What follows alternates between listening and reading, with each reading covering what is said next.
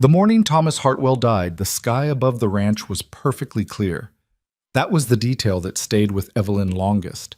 Not the sound of his breathing changing in the night, not the moment she understood what that change meant, not even the faces of her children when she came down the stairs and couldn't find the words. It was the sky. Brilliant, cold, indifferent blue stretching from one ridge to the other as if nothing had happened at all. As if the world hadn't just come apart at its center.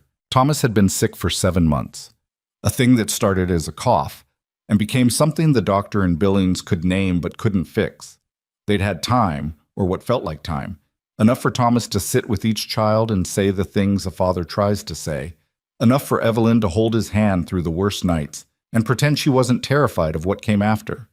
Enough time to believe she had prepared herself. She hadn't. The ranch, 240 acres in the foothills east of Caldwell Creek, Montana, had been in the Hartwell name for 18 years. Thomas had broken that land himself, built the house board by board, planted the windbreak of cottonwoods along the north fence. He'd registered the deed, paid the taxes, kept every paper in a lockbox under the bed, with the kind of careful pride that comes from a man who grew up with nothing and understood what documentation meant. That lockbox was the first thing Garland Hartwell took. Garland was Thomas's younger brother by 4 years, and his opposite in nearly every way. Thomas had been patient. Garland was impatient. Where Thomas saved, Garland spent. Where Thomas built, Garland maneuvered. He'd shown up at the ranch 2 days after the funeral wearing a black suit that was too clean for the occasion and a look on his face that Evelyn recognized immediately, though she couldn't have named it then. She could name it now.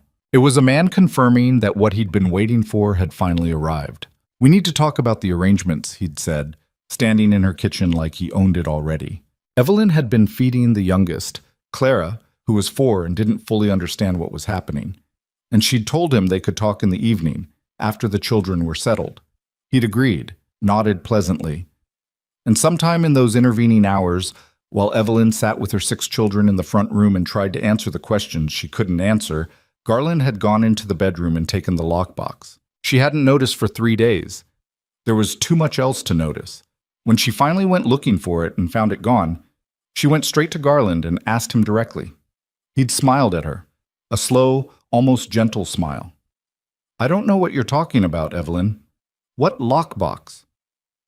That was 6 weeks ago. But what followed happened faster than she could track it, which she suspected was intentional. A lawyer she'd never met arrived from Helena with papers she didn't recognize. The deed to the ranch, he explained, was held jointly under the Hartwell name. And as Thomas's surviving male heir, Garland had primary claim. There was documentation. There were signatures. There was a letter supposedly in Thomas's hand transferring management of all assets to his brother in the event of death. Evelyn had stared at that letter for a long time. She knew Thomas's handwriting. She'd read his letters for 18 years. The cramped, careful way he made his R's. The way the last letter of every word trailed slightly downward. The signature on that paper had neither of those things. But the lawyer seemed unconcerned with her opinion, and the county magistrate, a man named Poole, who had done business with Garland's associates for years, had already reviewed the documents and found them satisfactory. She'd gone to the only other lawyer in Caldwell Creek, a young man named Abbott, who was 2 years out of law school and visibly uncomfortable the moment she mentioned Garland's name. "Mrs. Hartwell," he'd said carefully, "even if what you're suggesting about those documents is true, and I'm not saying it isn't, proving forgery takes time and resources. It takes witnesses. It takes—" "I have 6 children," she said. He'd looked at his desk. "I understand. But without the original deed, without the lockbox contents you described, you'd be asking a court to take your word against documentation that's already been reviewed and accepted. The legal position here is—" He'd paused. "Difficult." She didn't have the money for a prolonged legal fight. She'd understood that before she sat down in Abbott's office. Thomas had left some savings, enough to see them through a year if she was careful, but Garland moved faster than a year. He petitioned the court for immediate possession of the property, citing outstanding debts against the estate. Debts Evelyn had never heard of, against creditors she'd never met. The magistrate granted the petition. They had 2 weeks to vacate. She told the children on a Sunday evening. She'd put Clara and 5-year-old Josiah to bed first, then sat down in the kitchen with the 4 older ones. Daniel, who was 15 and already had his father's jaw and his father's silences. Margaret, 13, steady and careful, and her mother's daughter. Henry, 11, who processed everything through anger and couldn't quite meet her eyes. And Ruth, who was 9 and had been watching Evelyn's face for weeks with an expression too old for her age. "We have to leave the ranch," Evelyn said. She didn't soften it. They deserved the truth. Daniel was quiet for a long moment. "Where are we going?" "I'm working on that." "What does that mean?" "It means I don't know yet, Daniel. It means I'm trying to figure it out." He looked at the table. She watched his hands tighten around his coffee cup. He'd taken to drinking coffee in the weeks since his father died, and she hadn't had the heart to tell him he was too young for it. "Uncle Garland," he said, not a question. "Yes." Henry shoved back from the table hard enough to make his chair scrape. "He can't do that. It's our house. Papa built this house." "I know. So how can he just—" "Henry." She said it quietly, the way that worked with him. He stopped, breathing hard through his nose. "I know how it feels. I feel it too. But right now I need us to hold together. Can you do that for me?" He didn't answer, but he didn't leave the table. Margaret had been sitting very still. "What are we going to do for money?" she asked. "Practical, always practical. I have some. Not enough for long, but some." Evelyn folded her hands on the table. "I have some ideas. I'm going to figure this out." She was not, at that moment, sure she believed that, but she said it and watched her children's faces and understood that sometimes what you say and what you believe have to be 2 different things. They left the ranch on a Thursday morning. The temperature was 11 degrees and dropping. Evelyn had packed what she could: clothing, blankets, the children's things, a box of food, the few items of value she'd managed to secure before Garland's lawyer arrived to inventory the house. She had $260 in cash tucked into her coat lining, which she told no one about.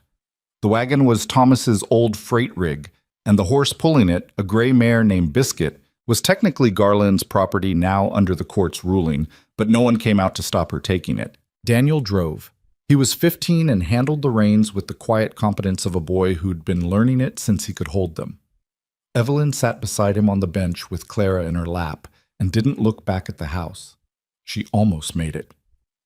100 yards down the ranch road, Clara twisted around to look behind them and said, "Mama, where's home going?" Evelyn didn't answer. She pressed her cheek against the top of her daughter's head and watched the road and didn't say anything at all. She had no plan beyond reaching town and buying time. She'd sent a letter 2 weeks prior to a cousin in Butte, but hadn't received an answer. She'd spoken to Reverend Mullins at the church in Caldwell Creek, who had expressed sympathy and offered prayers and mentioned a widow's fund that he believed had some money in it, perhaps $15 or $20. She had asked around, carefully, without showing desperation, because desperation was the thing that made people take advantage, about room rental, about work. The town's response had been gentle and ultimately useless. Caldwell Creek was a small place, 340 souls, and most of those souls were careful not to involve themselves in business that touched the Hartwells. Garland had been building influence in that county for years, long before Thomas died. He'd lent money to men who couldn't repay it, which meant he owned their compliance. He'd done favors for the magistrate and several members of the town council. He was the kind of man who understood that the best power was the kind that never had to show itself. When Evelyn arrived in town with her 6 children and a wagon, she found that she had fewer friends than she'd thought. Mrs. Copeland at the dry goods store let her park the wagon behind the building and didn't charge her for it. Old Hector Finley at the livery agreed to keep Biscuit in exchange for Daniel mucking stalls in the morning. The Creekside Hotel's owner, a widow herself named Augusta Pratt, offered a room at reduced rate, $2 a night, which was still more than Evelyn could sustain. She'd been in town 11 days when the letter arrived. It was addressed to her in Garland's handwriting, delivered by his lawyer. The letter informed her that, as her husband's estate remained in process, and as she had not demonstrated the financial means to independently house and provision her 6 children, Garland Hartwell was petitioning the court to assume custodial authority over the children until such time as Evelyn could prove her capability as a provider. The hearing was scheduled for the following Tuesday. Evelyn read the letter 3 times in the small hotel room while her children slept around her. Then she folded it carefully, tucked it into her coat, and sat in the chair by the window looking out at the dark street below for a long time. She had known he would do this eventually. She had known, in the part of herself she tried not to listen to, that taking the land was not the end of it. Garland didn't want the land, or rather, he wanted the land, but the land wasn't the point. The point was the elimination of every inconvenient reminder that Thomas had existed, had built something, had chosen someone else over family. The children were Thomas's children. Their faces were Thomas's face. Garland would not stop until they were gone. She didn't sleep that night. Tuesday morning came in gray and bitter, with ice on every surface and a wind that found every gap in your coat. Evelyn dressed the children carefully. Their best clothes, their cleanest faces. She braided Margaret's hair and Ruth's hair and left Clara's in soft curls the way Thomas had liked. She made sure Daniel and Henry had their collars straight and Josiah's boots were buttoned. Then she looked at herself in the small mirror above the washstand and tried to see what the court would see. A widow, 34 years old, with good cheekbones and tired eyes, and a coat that was showing at the cuffs. She looked capable, she thought. She hoped she looked capable. The county building was 4 blocks from the hotel. They walked in a line, Evelyn at the front, Clara on her hip, the others behind. People on the street watched them pass. Some looked away.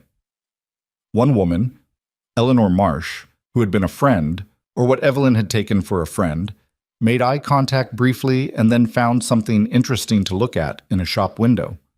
Evelyn kept walking. Garland was already in the hearing room when they arrived, flanked by his lawyer and 2 other men she didn't recognize. He was wearing the same black suit. He nodded at her when she came in, a calm nod, almost pleasant. She didn't nod back. The magistrate, Poole, came in and settled himself with the slow deliberateness of a man who knew he was the most important person in the room. He reviewed the petition. He asked Evelyn a series of questions in a voice that managed to be both bored and condescending. What were her financial resources? What was her plan for housing? How did she propose to provide for 6 children on her own? She answered each question directly. She gave him the numbers, the cash she had, the arrangement at the livery, the possibility of work. She was honest because she suspected anything less than honesty would be used against her immediately. Poole listened, or appeared to listen. When she finished, he spent a long moment looking at his papers. The court's primary concern, he said, is the welfare of the children. Mrs. Hartwell, your situation, while sympathetic, does not at present represent the kind of stable provision that the court requires. My children are fed and housed at a hotel on temporary funds, he said. That is not a stable situation. I need time to find work. I need Mrs. Hartwell. He looked up then, and his eyes were patient and immovable. The court will take the matter under advisement. In the meantime, he shuffled papers, cleared his throat. Given the circumstances and given the petition before us, the court sees fit to expedite matters. What followed took her completely off guard, and she understood later that this was the intention. There had been no realistic path through that hearing room. Garland had arranged things too carefully. The outcome had been decided before she walked in. The magistrate did not grant the petition outright. What he did was worse. He ruled that given the unsettled state of the estate and the unclear financial situation, the children could not be guaranteed adequate care under the current arrangements. He therefore ordered that the matter be resolved immediately, not by separating the children, not yet, but by placing them through what he called a public arrangement process. An auction of indenture, effectively, though he didn't use that word. The town would be given the opportunity to take in the children, individually or as a unit, providing care in exchange for their labor until they came of age or until Evelyn reestablished herself financially. That is not legal, Evelyn said. She said it very quietly. Mrs. Hartwell, this is a practical solution to an urgent problem. You are proposing to auction my children. The room was very quiet. Garland's lawyer wrote something on his notepad. Garland himself was looking out the window. Poole's expression didn't change. The arrangement is in the children's best interest. She wanted to scream. She held it down by main force. They are my children, my husband's children. I will not. The proceeding will be held this Friday, Poole said, and closed his folder. Good day, Mrs. Hartwell. None. She fought it. She went back to Abbott's office that afternoon and stood in his doorway and told him what had happened and watched his face go carefully neutral. Evelyn, he said, even if the order is improper, and it may be, I'd need to look at the statutes, we're 3 days from Friday. There's no circuit judge within writing distance right now. The nearest appeals process, 3 days, she said. He looked genuinely pained. He was not a bad man. He was simply a careful one, and careful men did not help in situations like this. I'll write a letter of protest. I'll file it with the territorial office. But the timeline is 3 days, she said again. Yes. Thank you, Mr. Abbott. She walked out. She stood on the sidewalk in the cold for a moment. A man she didn't know walked past her without noticing she was there. Down the street, 2 boys were throwing snowballs at a fence post and laughing. Somewhere above the mountains, the sun was still up there, though you'd never know it from the gray of the sky. She went back to the hotel and told the children they were going for a walk. She took them to the diner on 2nd Street and spent 50 cents she couldn't afford on pie and coffee and milk, and she let them talk and eat and be loud in the way children are when they're allowed to relax. And she watched their faces and tried to memorize them the way she found herself memorizing Thomas's face in those last weeks. She was not going to let this happen. She had no idea how she was going to stop it. Bye. Friday came. The auction, because that's what it was, regardless of the magistrate's language, was held in the street in front of the county building. Evelyn had been informed the previous evening. There was no further legal recourse. Abbott's letter of protest had been received, acknowledged, and noted for future consideration, which meant nothing. She dressed the children the same way she had for the hearing, their best, their cleanest. This time she had to explain to them what was happening. Margaret already understood. She was 13 and she'd been listening to everything. Daniel understood. Henry's eyes went flat and dangerous in the way she feared. Josiah asked if they were in trouble. Clara asked if they could have breakfast first. They had breakfast, toast and eggs at the diner because she wanted them to eat. And she wanted them to remember that she had fed them, that she had not let that lapse even at the end. The street was already gathering people when they came out. It was 8 in the morning and well below freezing. The townspeople of Caldwell Creek had turned out in numbers that surprised Evelyn. Not from sympathy, she understood, but from the particular frontier combination of civic duty and spectacle. An auction was news. An auction of a widow's children in the middle of winter was something people would talk about for years. Garland was there, standing with his lawyer and several men who Evelyn recognized as his business associates. He watched her come down the street with an expression of careful neutrality. He looked, she thought, like a man watching a transaction complete itself. The magistrate's deputy ran the proceeding. He stood on the steps of the county building with papers in his hand and spoke in a carrying voice about the circumstances and the court's arrangement and the opportunity for upstanding citizens to provide homes for these children. He made it sound almost charitable. Evelyn stood in the cold with her 6 children around her and said nothing. She had decided sometime in the night that she would not beg. She would not give Garland or the crowd or anyone watching the satisfaction of seeing her beg. Whatever happened here, she would stand up through it. Bidding started slowly. There were interested parties. She'd known there would be. Frontier families often needed labor, and children old enough to work were a practical commodity, however ugly that reality was. A couple wanted Ruth, specifically. They had no children of their own, and the wife had been watching Ruth since they arrived. A farmer on the edge of town made an offer for Daniel and Henry together, noting they were old enough to be useful.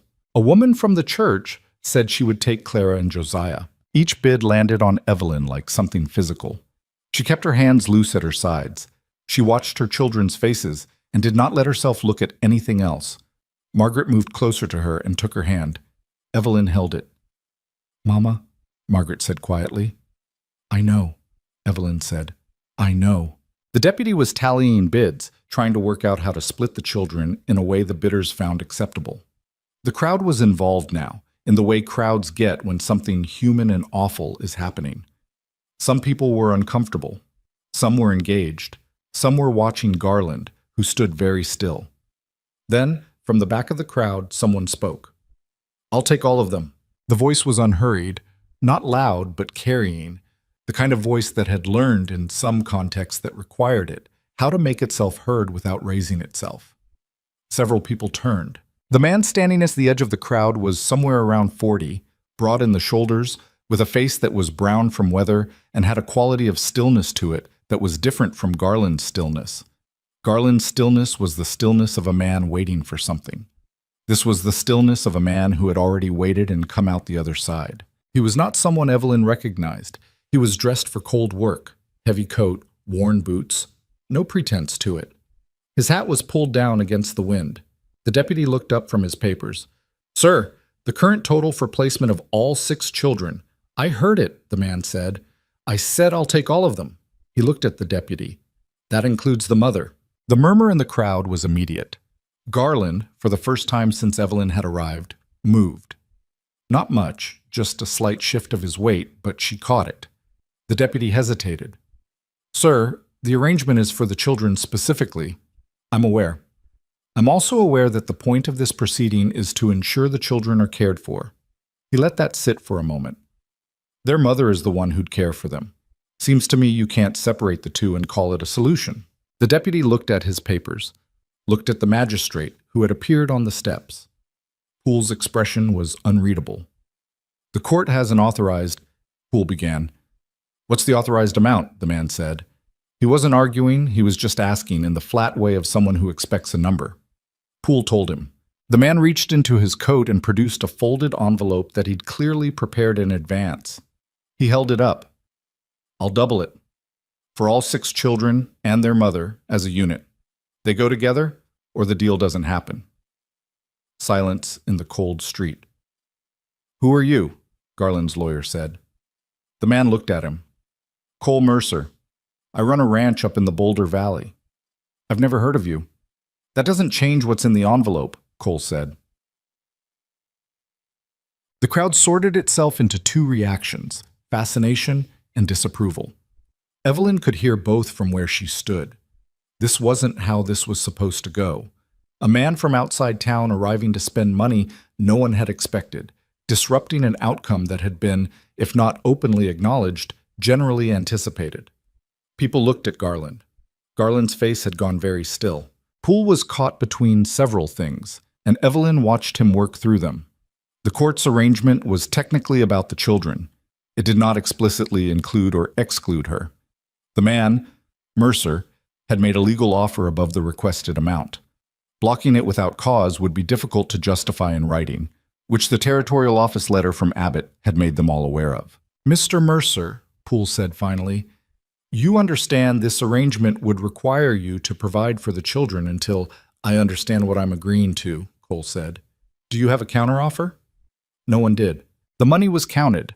The paperwork, such as it was signed. Evelyn signed her name where they told her to sign, next to Cole Mercer's, with hands that were cold enough that her signature came out shaky. She wasn't sure what she was signing, not fully. She wasn't sure what any of this meant. She was sure that her children were still with her. All of them. Clara still on her hip, Margaret's hand still in hers, Daniel standing at her left side, Henry at her right, Josiah pressed against the back of her legs, Ruth holding Josiah's hand. 6 children. All present. She could figure out the rest. When the signing was done, Cole Mercer looked at her for the first time since the whole thing started. He had gray eyes, she noticed. Patient gray eyes, with lines at the corners. "I've got a wagon around the corner," he said. "We should get moving before dark. It's a 3-hour drive." "Where are we going?" she asked. "My ranch. I've got room." He paused. "You can decide what to do from there." She looked at him for a long moment, trying to read him, trying to find the thing underneath, the motive, the angle she wasn't seeing. She'd grown up learning that when men did things, there was always something they wanted in return, and the question was whether the price was one you could afford. She couldn't find it. Not in 3 seconds of looking at a stranger's face in the middle of a frozen street while her children leaned against her. Maybe she was too tired. Maybe she wasn't thinking straight. Maybe there wasn't anything to find. "Mr. Mercer," she said. "Yes." "If you're expecting anything from this arrangement beyond what's written on those papers—" "I'm not," he said. Simple. Not defensive. Not performed. "My ranch is large enough for a family. It's been quiet for a long time, that's all." She looked at him another moment. Then she looked at her children. Clara had fallen asleep against her shoulder, which was both a relief and a small heartbreak. Daniel was watching Cole with the flat assessment of a boy trying to calculate whether this man could be trusted.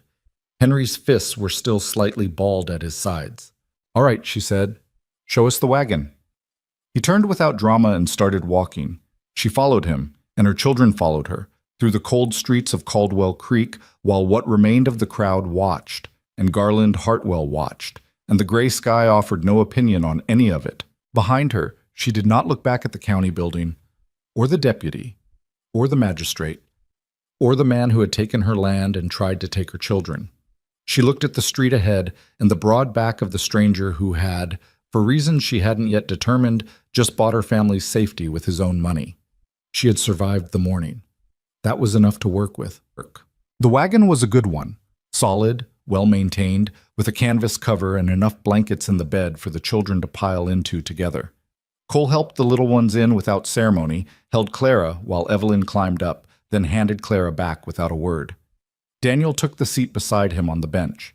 Evelyn noted that and said nothing. They left Caldwell Creek as the morning was still young, heading north along the river road while the town fell behind them. The children were quiet. Even Henry was quiet, which Evelyn figured was the cold more than anything. Ruth had taken charge of Josiah in the wagon bed, the way she always did. Margaret sat beside Evelyn with her eyes on the road. "Are we safe?" Margaret asked very quietly. Evelyn considered the question. Considered the man holding the reins next to her daughter. Considered what she knew, which was almost nothing, and what she had, which was her children and her wits, and $260 sewn into her coat lining. "For right now," she said. Yes. It wasn't everything, but it was honest, and in the moment, honest was what she had. The wagon moved north through the frozen valley, away from town, away from the auction and the magistrate and Garland's careful, patient face, and Evelyn Hartwell sat upright in the cold and watched the mountains come nearer and told herself that surviving the first part was what let you get to the next one. She had survived. She was still here. Her children were still beside her. For now, that had to be enough. The road north out of Caldwell Creek followed the river for the first hour, then climbed. The valley floor dropped away behind them, replaced by rising terrain and timber, and the kind of silence that only existed this far from town. A silence with texture to it, weighted by snow and distance and the particular absence of human noise. The children had gone quiet in the wagon bed not long after they left, and Evelyn didn't know whether they were sleeping or simply too overwhelmed to speak. Either way, she let them be. Cole Mercer drove this way he did most things. She was already learning, without excess. His hands on the reins were steady but not rigid, responding to the road shifts with the casual competence of a man who had driven this particular route enough times that his body knew it without his mind having to engage. He didn't try to fill the silence with conversation. He didn't offer reassurances or explanations. He simply drove. Daniel sat between them on the bench, which Evelyn understood was not an accident. Her son had positioned himself there deliberately, and she loved him for it and worried about him for it in equal measure. He was 15 years old and had decided somewhere in the past 6 weeks that he was the man of the family now. She hadn't corrected him because she needed him and because there hadn't been time, but looking at the set of his jaw and the careful way he watched Cole from the corner of his eye, she thought that particular decision was going to cost him something before long. "How far is it?" Daniel asked. His voice came out steadier than she expected. 3 hours, give or take, Cole said. "Depends on how the road's holding. There was drifting yesterday near the upper pass." "What's the ranch called?" Cole glanced at him briefly. "Mercer Ranch. I haven't gotten around to something more poetic." Daniel was quiet a moment, processing whether that was a joke. Evelyn thought it probably wasn't. "How many acres?" "About 310. "What do you run?" "Cattle, mostly. Some horses. Keep chickens for eggs." Cole shifted the reins to one hand briefly and pulled his coat tighter with the other. "I'll need help come spring, if you're offering to work." Daniel looked at him. "I wasn't offering anything." "I know you weren't," Cole said. "I was just noting it, in case you were thinking ahead." Daniel turned and looked at the road. Evelyn watched her son's profile and saw the calculation happening behind his eyes. The thing he did when he was trying to decide whether to push harder or pull back. He pulled back. That was Thomas in him. Thomas always knew when to hold. She didn't say anything. The wagon moved on up the road through the snow and the pines, and the mountain got bigger ahead of them, and eventually Clara stirred in the wagon bed and called out for her mother in a sleepy voice, and Evelyn climbed back over the bench to sit with her youngest. And the motion of Cole's driving and the blankets piled around them did what they always did with small children, and Clara was asleep again in minutes. Evelyn sat in the wagon bed with Clara's head in her lap, and the cold coming up through the boards despite the blankets, and she looked at the sky between the pine branches and tried to think straight. She was not frightened. Or rather, she was frightened, but fear had become such a constant companion in the past 6 weeks that it had started to feel less like an alarm and more like weather, a condition to be dressed for. What she didn't know about Cole Mercer was considerable. What she did know was narrow and specific. He had money, he had land, he had arrived at the auction with a prepared envelope and a plan, and he had not asked anything of her yet. That last part was the one she kept returning to. In her experience, men who did things without asking first were either extraordinarily decent or waiting for a moment when the asking would carry more weight.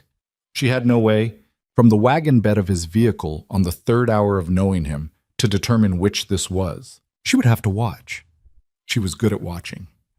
The ranch came into view around the last bend of the upper road, and despite herself, Evelyn felt something loosen slightly in her chest at the sight of it. It was not a showpiece.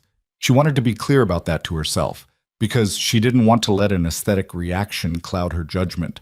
The main house was large, larger than she'd expected, 2 stories with a wide porch across the front and windows that showed light inside even at this hour. But it had the look of a place built in stages, one addition after another over many years. And the additions didn't always line up with each other at quite the right angles. There was a barn behind the house, well built and solid, and several outbuildings, and a corral with 4 horses standing in the far corner with their rumps to the wind. The whole property had a quality of functionality without grace that Evelyn recognized. It was the look of a place where someone had been working very hard for a long time, alone. The children had woken up in the last stretch of road and were quiet in the wagon bed, looking at the ranch with various expressions. Ruth was wide-eyed. Josiah was pressed against the side of the wagon trying to see the horses. Clara, still drowsy, had climbed back into Evelyn's arms and was frowning at the house with the particular suspicion of a 4-year-old confronting the unfamiliar. "Is this it?" Henry said. "Yes," Cole said. He pulled the wagon up to the porch and set the brake and climbed down, and then just stood there a moment looking at his own property, the way people sometimes look at things they've lived with so long, they've stopped seeing them. Whatever he saw in that moment, he kept to himself. "Come on in," he said. "There's heat inside, and I can make something to eat." Ishtik. The house was warm. Whatever else was uncertain, that was real and immediate. Warmth radiating from a big iron stove in the kitchen and a fireplace in the front room that had been banked low and caught quickly when Cole added a log. The children responded to the warmth the way cold animals do, spreading out toward it without thinking about it, and Evelyn watched them shed a little of the day's tension and felt something that was not quite relief, but was in the same neighborhood. The kitchen was the largest room on the ground floor. It was not a tidy kitchen. There were signs everywhere of a person who cooked practically and cleaned when it became necessary. But it was equipped well, with a proper range and good pots and a table large enough, barely, for all 8 of them. The shelves were stocked. Evelyn's eyes went to the shelves automatically, and she noted flour, cornmeal, dried beans, salt pork, canned goods, coffee. Not a pantry arranged for show. A pantry arranged by someone who understood winter provisions. Cole made coffee without asking if they wanted it, and put milk to heat for the children and started cutting salt pork for the pan while the stove came up to temperature, and he moved around the kitchen with the ease of someone who had been feeding himself for years and had no particular anxiety about it. He didn't talk while he cooked. He didn't perform helpfulness. He just made food. Evelyn stood in the doorway between the kitchen and the front room and watched him and said nothing. Margaret appeared at her elbow. "He lives here alone?" she murmured. "It looks like it." "Why's the table this big then?" Evelyn didn't answer that. It was a good question, and she'd already noticed it herself.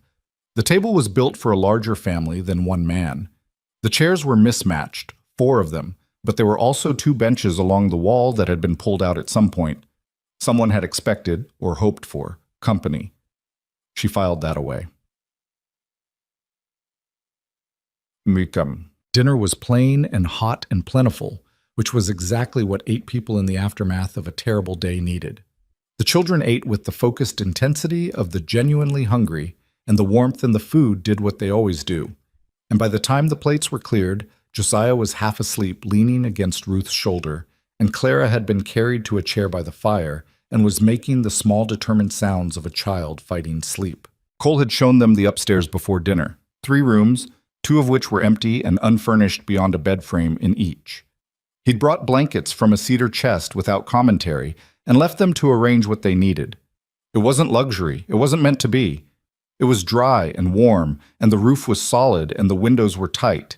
And for the Hartwell children who had spent 11 days in a 2-room hotel, it was more than adequate. When the younger children were settled upstairs, Evelyn came back down to find Cole at the kitchen table with a cup of coffee and what appeared to be a ledger book, though he closed it when she came in. Daniel was still there, which didn't surprise her. Her son had clearly decided that wherever Cole Mercer was, he would be nearby. She poured herself coffee and sat down at the table. It was the first time since the auction that she'd sat down without a child in her arms or at her side. And the feeling was strange, a kind of lightness and a kind of emptiness together. "Mr. Mercer," she said, "I think we need to talk about the arrangement." He looked up from his coffee. "All right. You paid a significant amount of money today. I'd like to know what you expect in return." He was quiet for a moment, not evasive, thinking. "Nothing legally binding," he said. "What I paid today was what it cost to keep your family together. I wasn't buying anything. Men don't spend money like that without wanting something. Some do." "In my experience," she started. "Your experience has been limited to people who wanted something," he said. Not harshly, flatly. "That's understandable, given what you've been through. But it's not everyone." Daniel was watching Cole with an expression that was trying very hard to be neutral and wasn't quite succeeding. "Why did you do it then?" he said. Cole looked at him. "I heard about the auction. I've heard about your family's situation." "From who?" "People talk. I come into Caldwell Creek every few weeks for supplies." He wrapped both hands around his cup. "What was happening was wrong. I was in a position to do something about it, so I did." "That's it?" Daniel said. He made it sound like an accusation. "That's it." "That's not how people work." Cole looked at him steadily. "How old are you?" 15? "You've been watching people do bad things for 6 weeks, and you've decided that's how people work," Cole said. "That's understandable, but it's not the conclusion I'd want you to stick with." Daniel's jaw tightened. He looked at his mother, then back at Cole. He didn't say anything else, but he didn't leave either. Evelyn set her cup down. "I appreciate what you did today. I genuinely do. But I need you to understand that I'm not going to simply trust you because you did it. I have 6 children, and I can't afford to be wrong about who's safe." "That's sensible," Cole said. "I'll work. Whatever needs doing on this ranch, I can do it, and the older children can help with what's appropriate for their ages. I'm not here to be kept." "I didn't think you were." "I'll need to find a way to pay you back." He shook his head. "It's not negotiable," she said. "I need to be clear about the terms. What I owe you, I'll pay. What the children owe you, we'll work off. This is not charity. Is that acceptable?" He looked at her for a moment. There was something in his face she couldn't read. Not irritation, not amusement, something quieter. "It's acceptable," he said. "Good." She picked up her cup. "Then we have an arrangement." Okay. The first week was strange in the way all necessary adjacency with strangers is strange. 8 people occupying a space that had held one for what appeared to be a long time, learning each other's habits by collision and observation. Cole woke before dawn every morning, which Evelyn discovered because she also woke before dawn. She always had. It was simply her nature. And on the second morning, she came downstairs to find him already at the stove making coffee. And they'd looked at each other with mutual surprise and then settled into a breakfast routine that neither of them discussed, but both maintained. He was quiet in the morning. She was quiet in the morning. It worked. The children organized themselves around the ranch with varying degrees of willingness. Daniel was out at the barn by 7 every morning, which Evelyn suspected had less to do with enthusiasm and more to do with keeping an eye on Cole. Henry was slower to warm, dragging his feet for the first few days before some combination of boredom and the horses in the corral wore him down. The horses were the thing that broke Henry. Specifically, a bad-tempered bay gelding named Wick that Cole had mentioned no one had managed to gentle properly. Henry had been watching the horse from the fence for 3 days before Cole said, without looking up from the fence post he was repairing, "You can try if you want." Henry had been in that corral every day since. The horse was still bad-tempered. Henry didn't seem to mind. Margaret took over the cooking with Evelyn and asked such direct, practical questions about where things were kept and how Cole preferred things done that he'd seemed briefly taken aback by her, then answered her questions with matching directness. Ruth took responsibility for the younger children with the steady competence of a 9-year-old who had been stepping into that role for years. Josiah was simply delighted by everything. The barn cats, the horses, the enormous breakfast Cole produced on the 3rd morning, the geography of a house with 2 sets of stairs. Clara watched Cole from a distance for 4 days. She was 4, and 4-year-olds had their own systems for evaluating safety, and Evelyn had learned not to rush Clara's systems. On the 5th evening, Clara walked up to Cole while he was sitting at the kitchen table after dinner, placed her hand on his knee, looked up at him with the frank evaluation only small children can get away with, and said, "You have a sad face." Cole looked down at her. A long moment passed. "Do I?" he said. Clara considered this. Papa had a sad face sometimes, when he thought we weren't looking. "Clara," Evelyn started.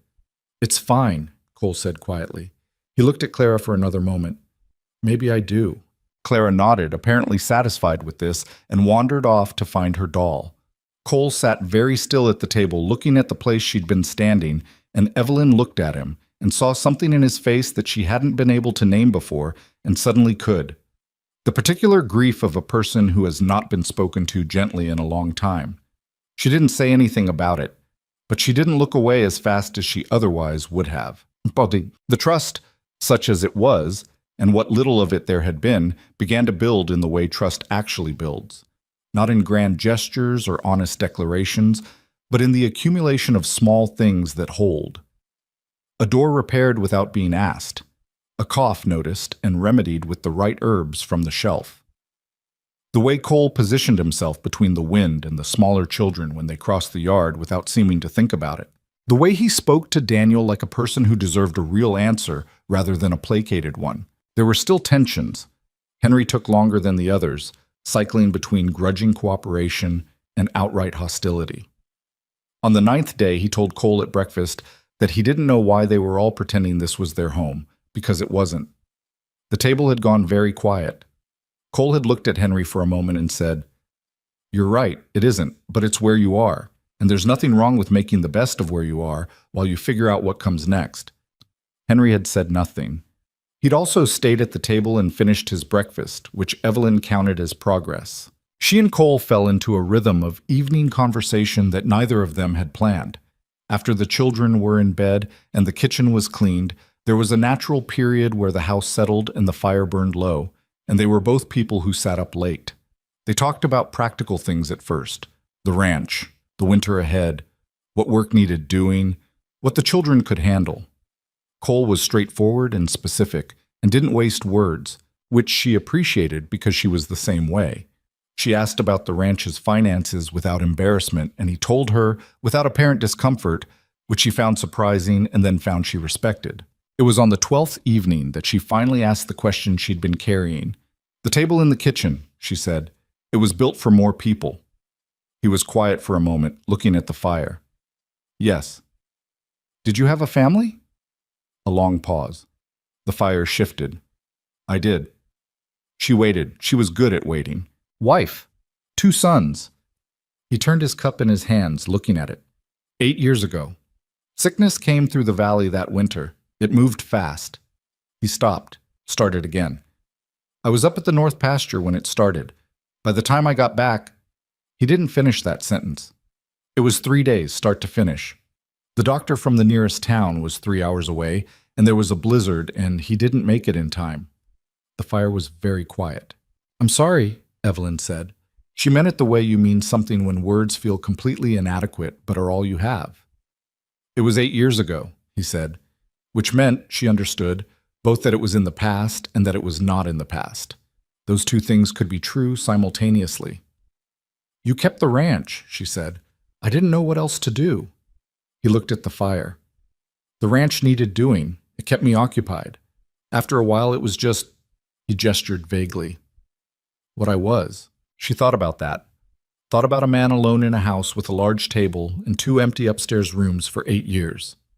"When you came to that auction," she said carefully, "was part of it, maybe," he said, before she could finish. He looked at her then, directly, the gray eyes steady. "I'm not pretending it was purely selfless. I've been alone a long time and the ranch is too much for one person, and I was—" He stopped.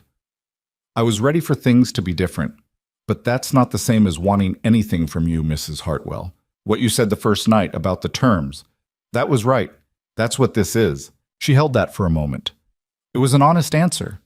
It was the most honest thing anyone had said to her in months, maybe. She had gotten so accustomed to people saying things that were only the surface of other things. "All right," she said. "All right? I believe you." She picked up her cup. "That doesn't mean I'm not still watching." Something shifted at the corner of his mouth that might have been the beginning of a smile. "I wouldn't expect anything different." Quote. She was in the barn with Margaret on the 15th day. They'd been helping with the horses, or rather Margaret had been helping while Evelyn tried to remember what she knew about horsemanship and found it coming back in fragments. When Daniel appeared in the barn door with his face arranged in the particular way he arranged it, when he had news he hadn't decided how to deliver. "What is it?" Evelyn said immediately. "There's a man at the house," Daniel said. "Came up the road about 10 minutes ago. He's got papers." She was out of the barn before he finished. Daniel fell into step beside her and Margaret came after, and by the time they reached the porch, Cole was already there, standing at the top of the steps with his arms at his sides while a man in a clerk's coat stood at the bottom with an envelope in his hand. She recognized the clerk. His name was Finch, and he worked for the magistrate's office. "Mrs. Hartwell," Finch said when he saw her. He had the look of a man doing a job he didn't enjoy. "Mr. Finch." She stopped at Cole's side. "What is this?" He held out the envelope. She took it and opened it and read it while everyone waited. It was worse than she expected, and she had expected something bad. The document was from the county court, from Magistrate Poole, and it stated that the prior arrangement regarding the Hartwell children, specifically the terms under which they had been placed, was under review. The review had been initiated at the request of a petitioner. The petitioner's name was Garland Hartwell. The document further stated that Garland had filed a separate challenge, asserting that Cole Mercer had no legitimate legal claim to assume care of the children and had potentially circumvented the proper process at the auction. It requested that Evelyn and the children present themselves in Caldwell Creek within the week for a formal review. There was a second page. She almost didn't read it.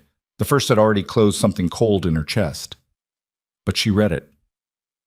It stated that pending the review, Garland Hartwell was asserting custodial rights over the children as the surviving male heir of the family and was formally requesting that the court enforce those rights.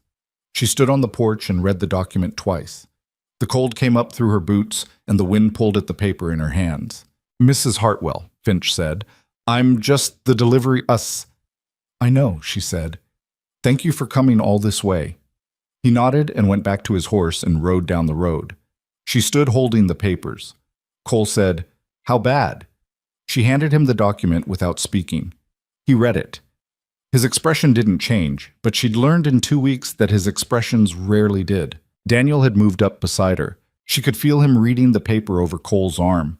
She watched his face and saw the moment he understood what it said, and watched the careful thing he'd built over 2 weeks. The cautious stability, the managed anxiety, crack along an invisible line. "He's doing it again," Daniel said. His voice was very flat. "He's just going to keep doing it." "Yes," Evelyn said. "So what do we do?" She looked at Cole. Cole looked at her. Neither of them had an answer yet. Not a real one, not the kind that counted. What she had was a document and a week's deadline, and a man standing beside her who had 8 days ago been a stranger. "We think," she said, "and then we decide." Daniel made a sound that was not quite a word. He went inside. She heard his feet on the stairs and then the sound of a door closing. Not slammed, just closed, which in some ways was worse. Margaret was standing in the barn door behind them, far enough away to give them space, but close enough to see everything. Evelyn looked at her daughter and gave her the small nod that meant, "I know, and it's not over," and go back inside. Margaret gave her a look in return that was her father's look, the one that said, "I will if you need me to, but I'm here," and went. Evelyn turned back to the porch railing and the road and the gray sky over the mountains. "He's not going to stop," she said quietly. "No," Cole said. He was still holding the papers. "The court is his. The magistrate is his. If we go back to Caldwell Creek for a formal review, I know." "So what does that leave?" He was quiet for a moment. Not the quiet of someone with nothing to say, but the quiet of someone working through something carefully. The wind moved through the cottonwoods at the edge of the yard, and they stood in it without moving. "There's something I've been thinking about," Cole said finally. She looked at him. "Tell me. Your husband's lockbox. The documents Garland took. What about them? If those documents exist, the real deed, the real will, Garland has them somewhere. You don't destroy evidence like that. You keep it because you might need to use it later, or because the kind of man who steals things doesn't throw anything away." She understood where he was going, slowly, and the feeling that came with it was complicated, something between hope and a kind of sick fear. "The ranch house," she said. "He's been there 6 weeks. He's had time to settle. His papers would be somewhere on that property." He paused. "It would be risky." "Yes." "Getting caught would make things significantly worse." "Yes." He looked at her. "I wasn't suggesting it." "I know." She looked back at him. "I am." The silence stretched between them. Above the mountains, the sky was doing what it did all winter, turning colors that were beautiful and cold at the same time, indifferent and spectacular. Evelyn watched it and thought about Thomas, and thought about 6 children upstairs, and thought about a man she'd known for 2 weeks who had told her the worst thing that had ever happened to him because she'd asked a direct question and he was an honest person. "I'll need to know the property," she said, "the layout of the house, where he'd most likely keep documents. You'd know that better than I would." "Yes." She straightened. "I'll think it through." She took the papers back from him and folded them precisely and put them in her coat pocket. Then she went inside to find Daniel. He needed to know that the crack in the wall wasn't the end of the wall, and she was the only one who could tell him that, and she was going to have to believe it herself first, which she was almost certain she could manage. She climbed the stairs. The house creaked under her feet in the way old houses do, not threateningly, just acknowledging her weight, her presence, the fact that she was here and moving through it. Below, she heard Cole come in from the cold. She heard him put another log on the fire. She knocked on Daniel's door. "It's me," she said. A pause, then, "Come in." She went in. The plan took 3 days to build and had holes in it that neither of them could fully close. Evelyn laid it out on the kitchen table the evening after Finch's visit, once the younger children were in bed, and Daniel had come back downstairs with the red-rimmed eyes of a boy who had allowed himself to feel something in private and was now done with it. She'd drawn the ranch from memory on the back of an old supply list. The house, the outbuildings, the fence lines, the approach road, and the dry creek bed that ran along the property's western edge. Her memory of the place was specific in the way that 18 years of living somewhere makes things specific. She knew which floorboard squeaked at the top of the stairs. She knew the bedroom window latch was broken on the left side. She knew Thomas had kept the lockbox under the bed, and she knew where Garland, who was his brother and had grown up in the same family with the same habits, would most likely store papers he considered important. Cole had listened to all of it without interrupting, which she was beginning to understand was his particular method of paying attention. "The study," he said when she finished. "The study," she confirmed. It was a small room off the main hall that Thomas had used for accounts and correspondence. A roll-top desk, a filing cabinet, a shelf of ledgers. If Garland had settled into the house the way she believed he had, assuming ownership performing the role, he would have taken that room as his own. The papers would be there. "How do we get in without being seen?" "The west side of this house has no windows on the ground floor. There's a door into the laundry room that's never locked properly. The frame warped years ago, and the bolt doesn't sit right. Thomas always meant to fix it and never did." She looked at the drawing. If we come in along the creek bed, we stay off the road entirely. There's a stand of willows along the south bank that gives cover to within 50 yards of the house. What about the hands? Garland brought 2 men with him when he came to clear us out. I don't know if he's hired more since. She paused. The bunkhouse is on the east side. If we come from the west, we shouldn't cross their path, assuming they stay where they're supposed to. Assuming, Daniel said. He was sitting at the end of the table with his arms folded, not quite part of the conversation and not quite separate from it. Yes, Evelyn said, assuming. I want to come. No. Mama. Daniel. She looked at him directly. If something goes wrong, someone needs to be here with the children. Someone they trust. That's you. She held his gaze until he looked down. That's not a small thing. That's the most important thing. He didn't agree, not aloud, but he didn't argue further. Cole said, when? She thought about it. The document gave them a week. The formal review was in 5 days now. If they went too soon and were caught, there would be no time to do anything with what they found. If they went too late and were caught, there would be no point. Thursday night, she said. It gives us 2 days to prepare and 2 days to get to an attorney with what we find before the review. That's tight. Yes. He looked at the drawing for a moment. We'll need to leave by 10 o'clock, be on the property by midnight, out before 2. I know the house. I can move through it in the dark. He nodded once. The conversation was over in the practical sense, though neither of them moved from the table right away. The fire in the hearth had burned down to coals, and the kitchen was cooling at the edges, and the nighttime sounds of the ranch had settled into their familiar pattern. The creak of the house contracting in the cold, the distant sound of a horse shifting in the barn. Evelyn looked at her drawing, looked at the lines she'd made from memory representing the place where she'd built her life and lost it, and thought about walking back into it in the dark like a thief. The thought produced something she hadn't expected. Not fear, or not only fear, something harder than fear. Anger, perhaps. Or something that lived close to anger but was more focused. I need you to understand something, she said. Not quite to Cole and not quite to Daniel, but to the room. Both of them looked at her. I'm not doing this to get back what was taken. I mean, I am, but that's not all of it. She looked at the drawing. Thomas spent 18 years building that life. He was careful about every legal thing. He registered everything. He documented everything, because he knew that a man without documentation had nothing that anyone was obligated to honor. Garland knew that too, which is why he took the lockbox. He took the proof because he understood that the proof was the thing. She folded the drawing carefully. What we're going to get Thursday night isn't just our land. It's the record that Thomas existed, that he built something and intended for it to go to his children. I will not let Garland erase that. The kitchen was very quiet. All right, Cole said. Daniel said nothing. He was looking at the table with the expression he got when something had hit him in a place he wasn't prepared for. After a moment, he got up and pushed in his chair and said goodnight in a voice that was slightly unsteady and went upstairs. Evelyn listened to his footsteps and then the quiet after. She looked at Cole. Thank you, she said. For what? For not telling me the risks again. Something moved in his face. Not a smile, not quite, but something that acknowledged the moment without performing it. He picked up the drawing and looked at it once more and set it down. Get some sleep, he said. Thursday's going to be a long night. Tim. The 2 days between felt both very long and very short, which was the particular quality of time when you were waiting for something that frightened you.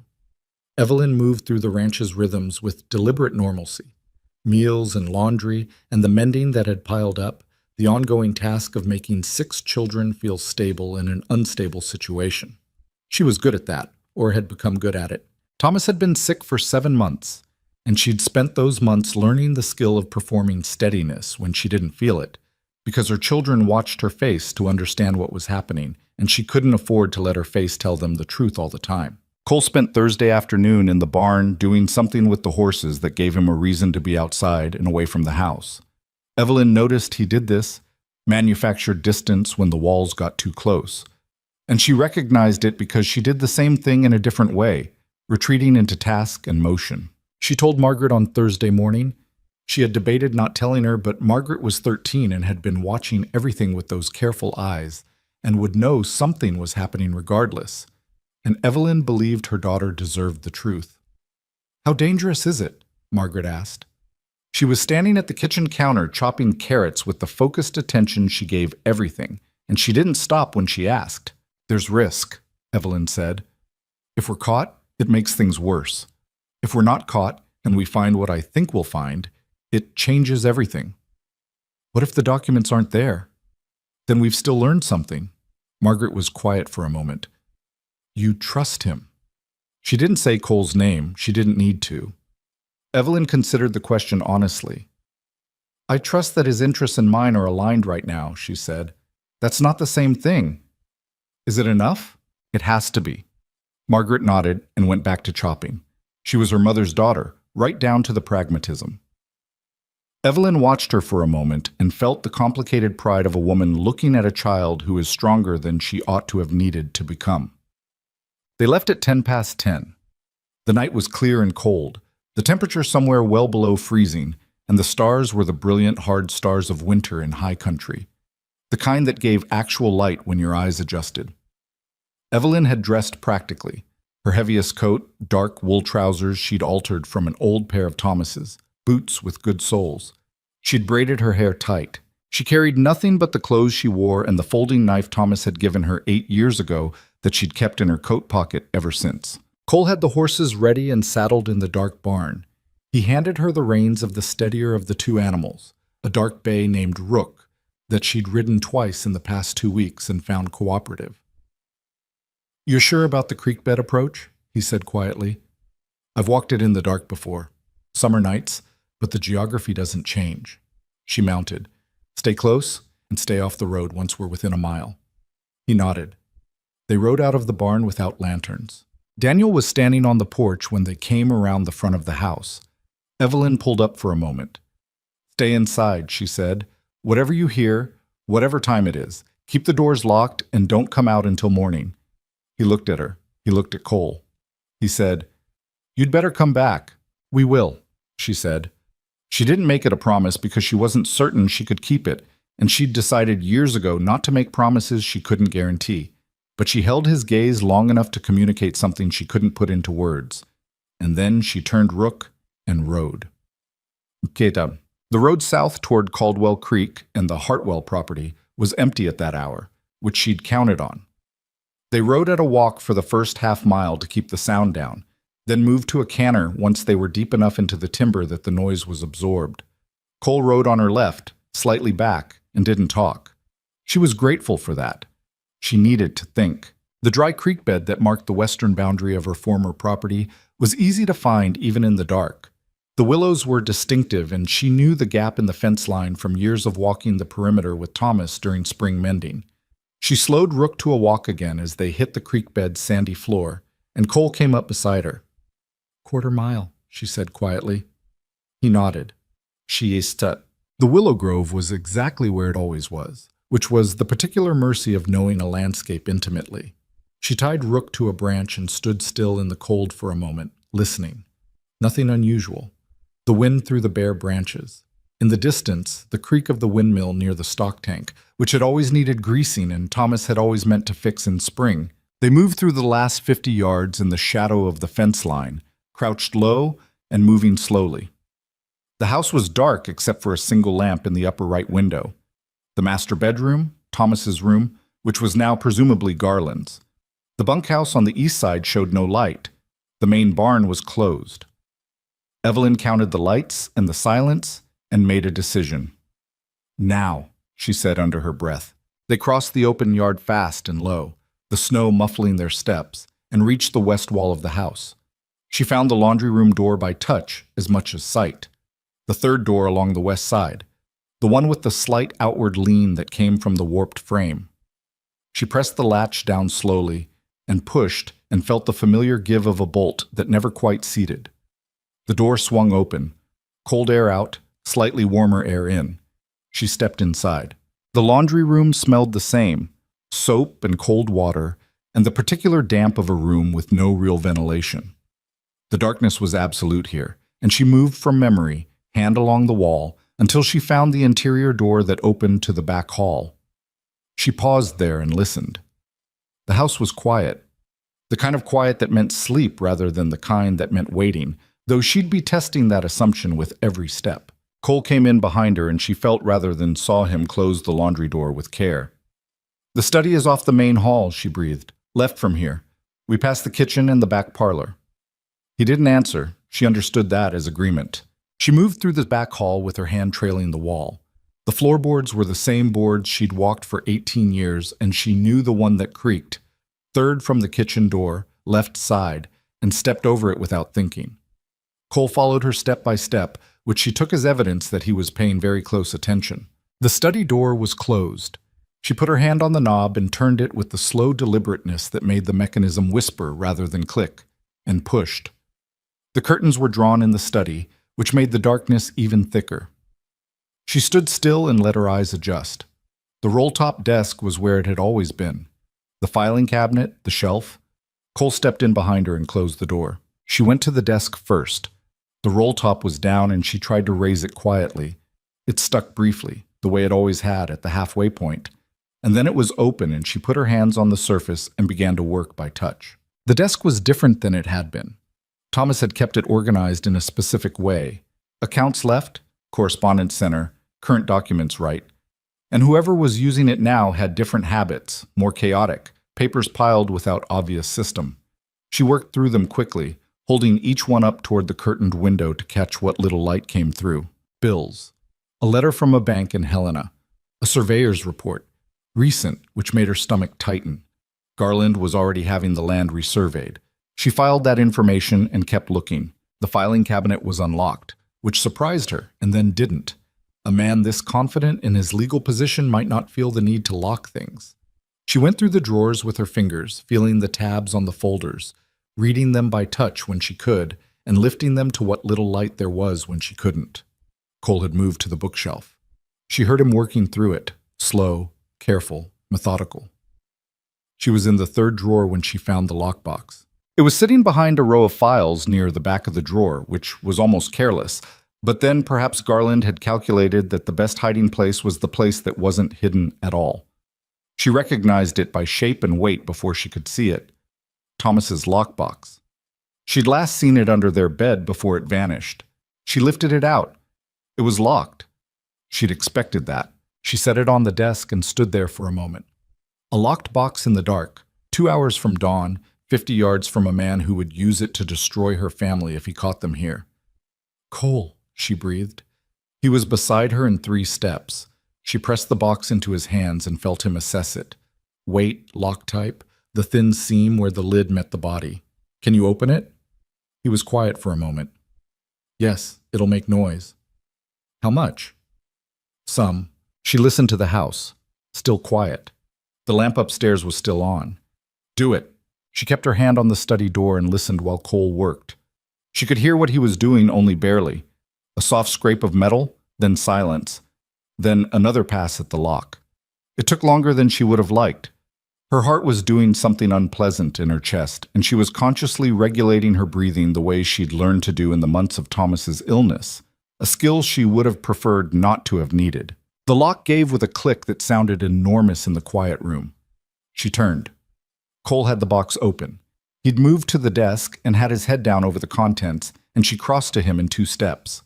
The first thing she saw was Thomas's handwriting. The actual deed to the Hartwell property, registered and stamped, with Thomas's real signature at the bottom.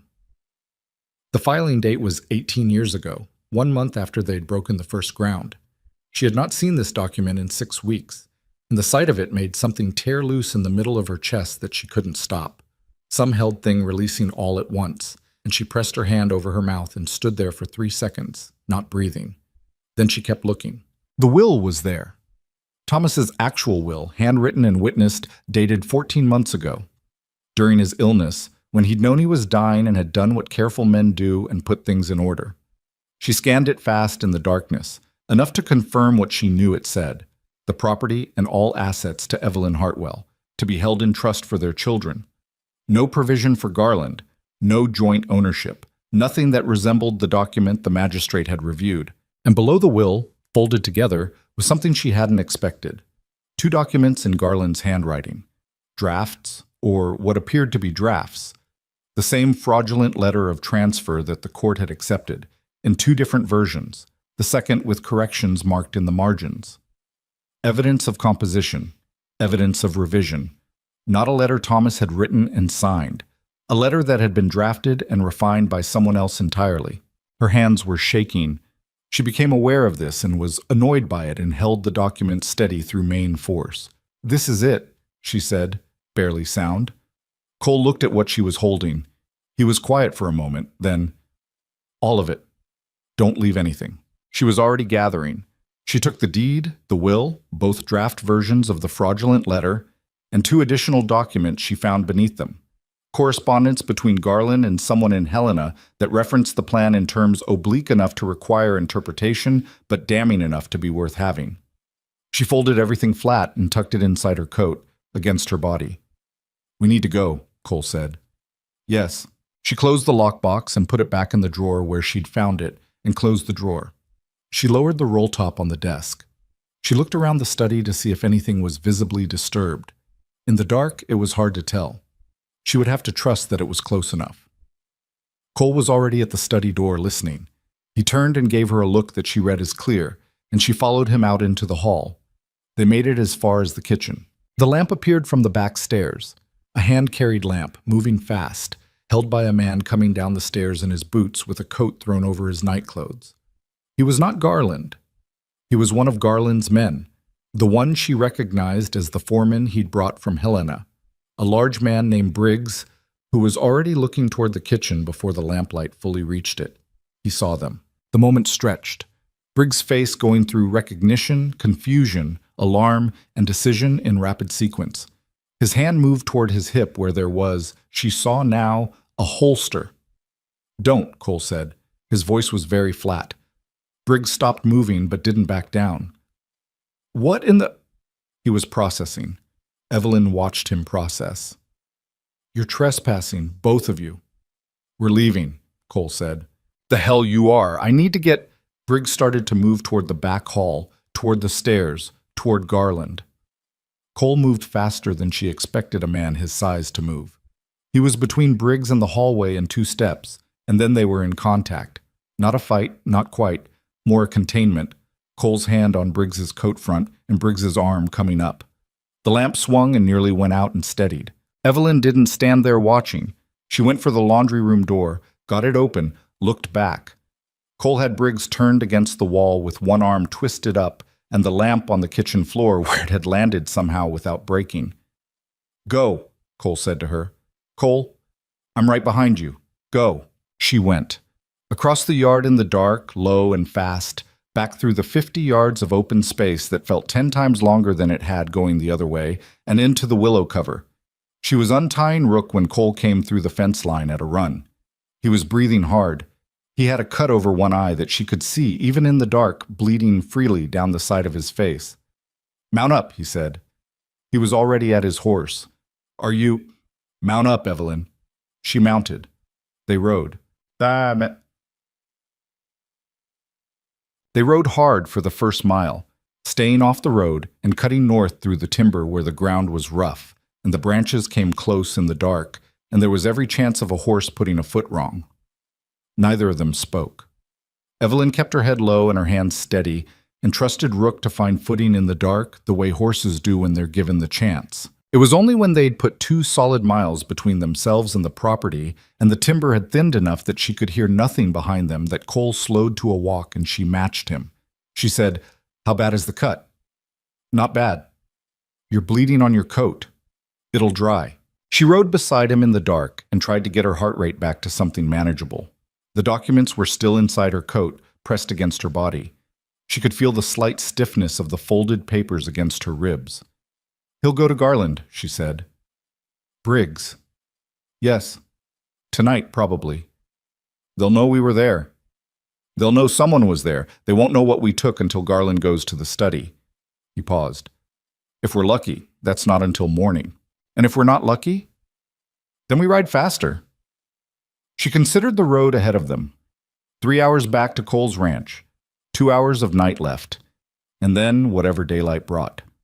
"We can't go to Abbott," she said. He's not strong enough for this. No. The territorial office letter. Garland's lawyer will know about that. He'll know there's been a protest filed. She thought out loud, the way she sometimes did when she needed to hear the problem in the air rather than just in her head. There's a circuit judge. He comes through the region. Thomas mentioned it once. A judge out of the territorial capital who isn't Poole's appointment. His name is Carver, Cole said. I know of him. He was in Billings 2 weeks ago. She turned and looked at him. How do you know that? I asked around. After Finch brought those papers, I asked around. He looked ahead at the road. A man named Carver, appointed directly by the territorial government. He's not Poole's man. He's not anyone's man, particularly. Can we reach him before the review?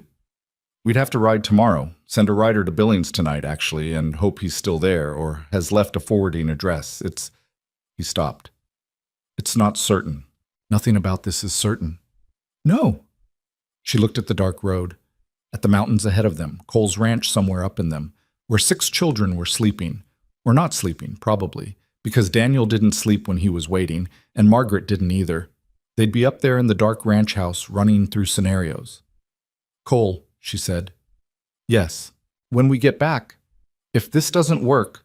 She stopped, tried again. If we go to that review and Garland's position holds, if the court sides with him, it won't. But if it does. He was quiet for a moment. Then we find another way. There's always another step. Is there? There's always another step, he said again. And this time the certainty in his voice was not the certainty of someone performing confidence. It was the certainty of a man who had been in places where he couldn't see the next step and had found it anyway, repeatedly, over 8 years of finding ways to keep going when there was no obvious reason to. Whatever happens in that courtroom, Evelyn, I'm not going to let your children be taken from you. I made a decision the day of the auction, and I don't walk back my decisions. She held that for a moment.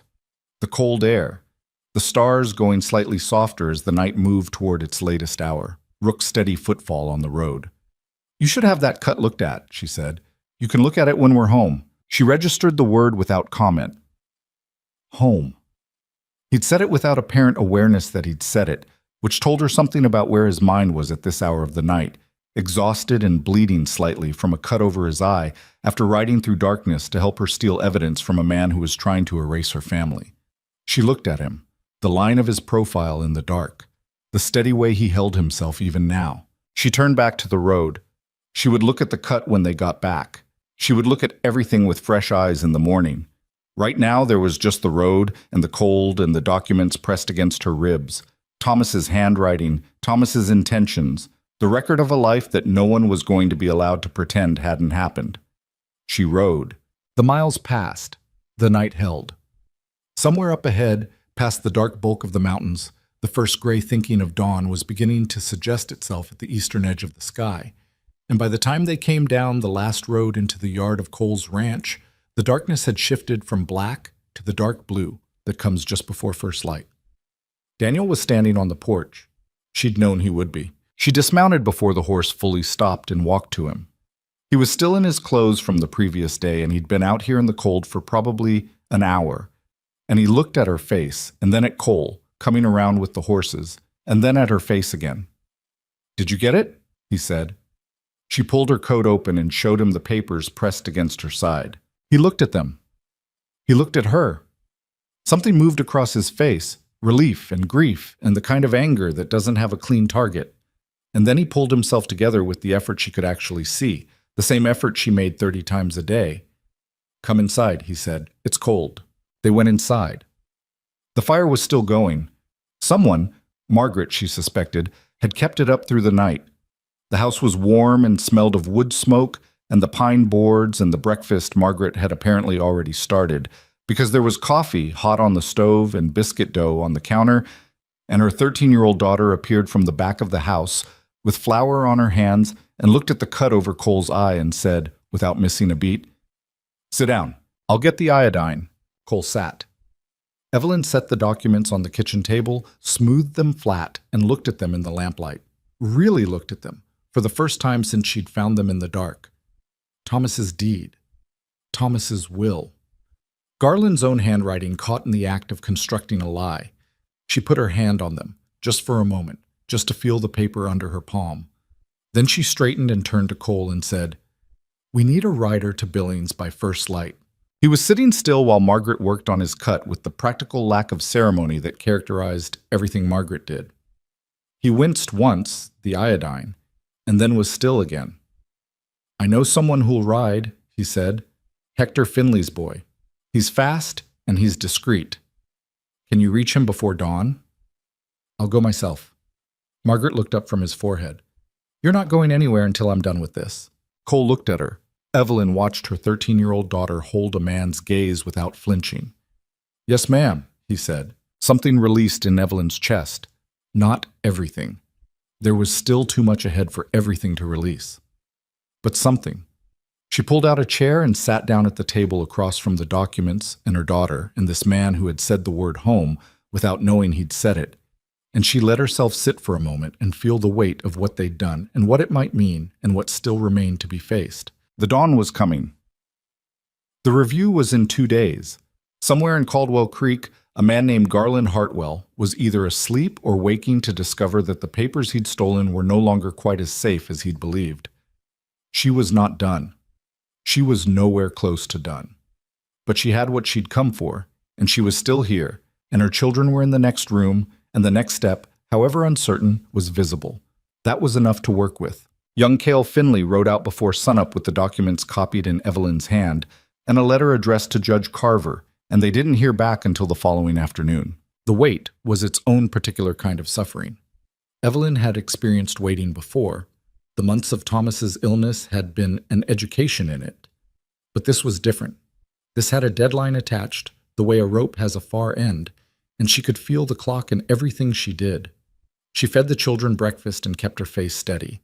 She helped Cole repair a section of fence on the north pasture because standing still was worse than moving. She went over the original documents 3 more times, sitting at the kitchen table in the afternoon light, making sure she understood every word, every date, every implication, so that when she stood in front of whoever was going to hear this, she would not be caught uncertain about anything she was presenting. Cole had sent word to Abbott as well, not to argue the case, because Abbott had already demonstrated the limits of his nerve, but because they needed someone who knew procedure, who could stand in a courtroom and say the right words in the right order. Abbott arrived at the ranch that evening looking like a man who hadn't slept well in days, which Evelyn suspected was accurate. He sat at the kitchen table and went through the documents one by one with the careful attention of a man who understood what he was looking at and was trying to control his reaction to it. When he finished, he set them down and looked at Evelyn. "These are genuine," he said. "Yes. The will is dated 14 months ago, witnessed by—" He squinted at the signatures. "I recognize one of these names, Ira Callum. He runs the feed store on the north end of Caldwell Creek." "I know Ira," Evelyn said. "He was a friend of Thomas's." "Has he been contacted? Has anyone spoken to him about what he witnessed?" "Not that I know of." Abbott was quiet for a moment, thinking. If Callum will testify, and if these draft documents can be authenticated as Garland's handwriting, and if we can get this in front of a judge who isn't Poole— He stopped. "Mrs. Hartwell, I have to be honest with you. The strength of this evidence depends entirely on who's reading it. In front of Poole, it gets dismissed or delayed. In front of someone independent— Judge Carver," Cole said from across the table. Abbott looked at him. "Carver's out of the Capitol. He doesn't typically ride this territory." "He's in Billings. We sent a rider." Abbott processed this. Something shifted in his expression. Not quite hope, but the beginning of something that could become hope if the conditions were right. "If Carver comes—" He stopped himself. "He might not come. A circuit judge doesn't just ride out because someone sends a letter." "No," Evelyn said. "But the letter described the situation specifically. The territorial office protest, the evidence of fraud, the falsified documents submitted to a county court." She looked at Abbott steadily. "If Carver is the kind of judge his reputation suggests, that's exactly the kind of thing he'd want to see handled correctly." Abbott picked up the draft documents again and looked at them. "These are damning," he said quietly, "if they're authenticated. They're in Garland's hand. I've read his handwriting for 11 years. She paused. "And there's a man in Helena who received correspondence from Garland about this plan. The letters I found at the house reference it obliquely. If that man can be reached, that's a great deal of if, Abbott said. Yes, she said. Welcome to my last 2 months. He had the decency to look slightly ashamed. He gathered the documents carefully and put them in the leather satchel he'd brought. I'll go see Callum tonight, he said. If he'll talk to me, and if he'll testify, that's our strongest direct witness. He stood up, then hesitated. For what it's worth, Mrs. Hartwell, I should have moved faster when you first came to me. I'm sorry for that. She looked at him. He meant it. She could see that. Just do it right now, she said. That's what matters. He went. The evening settled over the ranch, and Evelyn sat with her children at the big kitchen table and let them talk about whatever they wanted to talk about. Josiah's ongoing project of naming all the barn cats, Ruth's discovery that one of the mares was going to foal in spring, Henry's progress with the bay gelding Wick, which had moved from tolerating his presence to actively seeking it. She listened to all of it and asked questions and kept her hands around her coffee cup and let the ordinary life of the ranch exist around her without trying to manage it. Clara climbed into her lap at some point and fell asleep there, and Evelyn sat with her daughter's weight against her chest and looked across the table at the empty place where the documents had been and thought about Thomas. She thought about him differently than she had in the weeks immediately after his death, when thinking about him had been mostly unbearable. Now it was more like a conversation she was still having with someone who wasn't in the room. She thought about what he would say if he could see this, the ranch they'd lost, the road they'd traveled, the man who had met them at an auction in the snow for reasons that still didn't entirely fit any category she'd been taught to trust. She thought Thomas would have taken the measure of Cole Mercer for a long time and then, quietly, approved. She thought he would have approved of her too. That was harder to hold. She wasn't sure she had earned it yet. Cale Finley came back the next morning with a response. Judge Carver would be in Caldwell Creek by Friday. He'd received the letter, reviewed the enclosed copies, and was exercising his authority to attend the scheduled review and expand its scope as the evidence warranted. He'd also sent a separate communication to Magistrate Poole, a communication whose contents Cale didn't know, but whose effect was apparently immediate.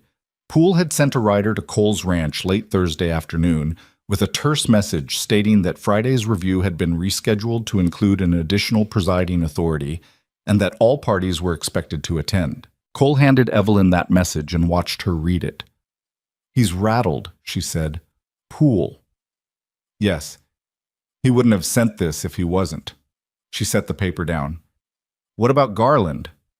Abbott says Callum agreed to testify. Came around fast once Abbott showed him the draft documents. Cole paused. Abbott also got a name from one of the letters, the man in Helena. He sent a telegram last night. No response yet. She absorbed this. It may not matter. If Callum testifies and the drafts are authenticated and the real will and deed are before a real judge, it should be enough. Should be, she said. Yes. He didn't dress it up. She appreciated that. They were in the barn. She'd been helping him with the morning feeding, which had become a routine neither of them had formalized but both maintained. The smell of hay and cold and horses was familiar to her in a way that had nothing to do with this barn specifically. It was the smell of every morning of her adult life, and being surrounded by it in a different place with different horses felt like finding a word in a foreign language that meant the same thing. Cole, she said. He was forking hay into the near stall, and he stopped and looked at her. If this goes wrong tomorrow... She stopped. She'd started this sentence before, or something like it, and hadn't gotten where she meant to go. I need to say this once, and then I won't say it again. If Carver doesn't hold, if the evidence isn't enough, if Garland has gotten to someone I haven't accounted for... She looked at him directly. Whatever happens, you have done more for my family than anyone had any obligation to do. More than I had any right to ask. And I'm not good at saying things like that, so I'm saying it now while I'm sure I have the chance. He was looking at her with the steady gray eyes. He didn't deflect it, and he didn't make it smaller. I know, he said. You don't have to. I do, she said. I specifically do, because if tomorrow goes badly, I'm going to be in survival mode again, and I won't have room for it. So, she held his gaze. Thank you. He was quiet for a moment, then, whatever happens tomorrow, Evelyn, this... He gestured, not at the barn, at something larger. This is working. whatever you want to call it. He went back to forking hay. That's all I wanted to say about it. She stood there for a moment. Then she picked up the second fork and kept working. They rode into Caldwell Creek on Friday morning, all 8 of them. It was Evelyn's decision to bring the children. Cole had questioned it, gently, and Abbott had questioned it less gently, and she had listened to both of them and then said, "No, they're coming." She had her reasons, which she didn't fully articulate, but which had something to do with the fact that these children were the central fact of everything Garland had done, everything she had done. And she was not going to resolve the question of their future while they waited at a ranch 3 hours away. Whatever happened in that courtroom, they would be present for it. Daniel had made no comment. He'd simply gone to the barn and saddled his horse without being asked. The town looked different in the morning light than it had on the day of the auction. It was the same town, same buildings, same street, same cold. But the quality of Evelyn's relationship to it had shifted. She had left Caldwell Creek in a stranger's wagon with her children and her $260 in a kind of stunned desperation, and she was returning with evidence of a crime and a federal circuit judge already inside the county building, and her son riding at her left side with his father's jaw set exactly like his father used to set it. She noticed people watching from the sidewalks. Word traveled fast in a small town, and the word had clearly traveled. Some faces she recognized, some she didn't. Mrs. Copeland, who had let her park the wagon behind the dry goods store, lifted a hand from the doorway of her shop. Evelyn nodded back. Garland was standing outside the county building when they arrived. He was with his lawyer and Briggs, who had a swollen jaw that told Evelyn something about what had happened after she and Cole left the ranch the other night. Garland watched them come down the street, and his face was arranged in the careful neutrality that she now understood was his working expression, the face he wore when he was calculating. He looked at the children. He looked at Cole. He looked at Evelyn.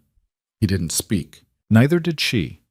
She dismounted and tied her horse and walked past him into the county building with her children behind her. The hearing room had been rearranged. Poole's usual position at the center had been shifted, and a second chair had been added at the main table. Judge Carver was already seated, a lean man in his late 50s with a carefully trimmed beard and the kind of posture that comes from years of courtroom authority. He had papers in front of him, and he was reading when they came in, and he looked up once, assessed the room with experienced eyes, and went back to reading. Abbott was at a table on the left side of the room. He stood when Evelyn came in, and she read his face quickly. Controlled nerves, but underneath that something that resembled confidence. He gave her a short nod. Ira Callum was sitting in the chairs along the side wall. He was a heavy-set man in his late 60s with thick hands and white eyebrows, and when he saw Evelyn, he stood up and took his hat off, which was the kind of gesture that meant something from a man who had known Thomas Hartwell. She stopped in front of him. "Ira," she said. "Evelyn." He held his hat in both hands. "I should have come forward sooner. I want you to know I didn't know what he'd done, not until Abbott showed me those papers. I knew something felt wrong after the funeral, but He stopped. "I'm sorry." "You're here now," she said.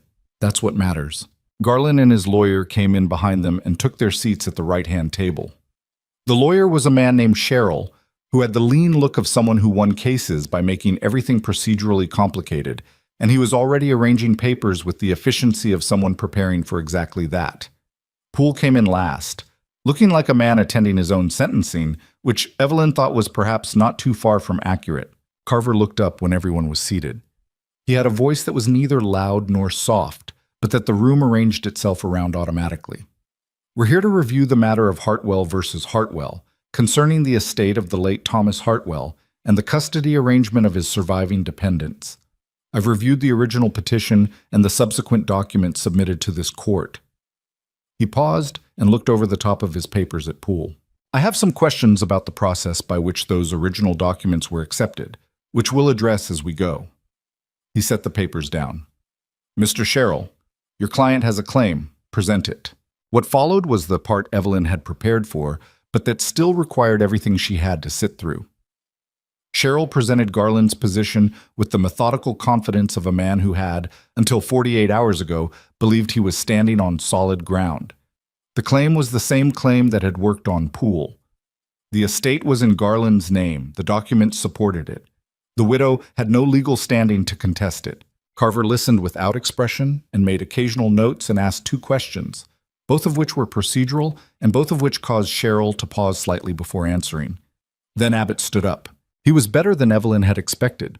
She had hired him based on limited options and had spent the intervening weeks wondering if that had been a mistake, but standing in front of Judge Carver, Abbott found something he hadn't shown her before.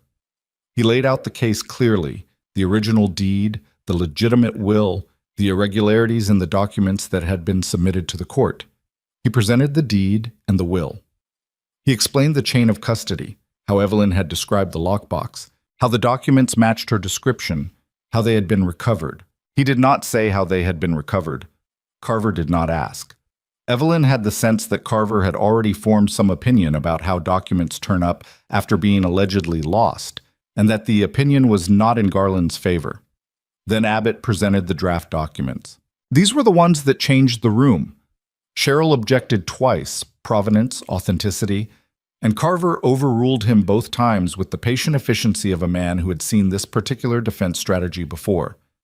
He examined the drafts himself, holding them close and comparing them to the submitted letter with the focused attention of someone who was genuinely reading, not performing reading. "Mr. Sherrill," Carver said, "these documents appear to show the composition of the letter submitted to this court in multiple draft stages. The corrections in the margins are in the same hand as the submitted letter." He set them down. "That submitted letter is ostensibly signed by the deceased.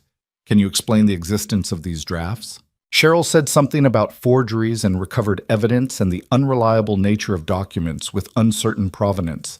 He said it with less confidence than he'd said everything else. "I'll take that as a no," Carver said. Ira Callum was called next. He testified in the straightforward way of a man who had decided to tell the truth and had arrived at that decision with enough time to settle into it.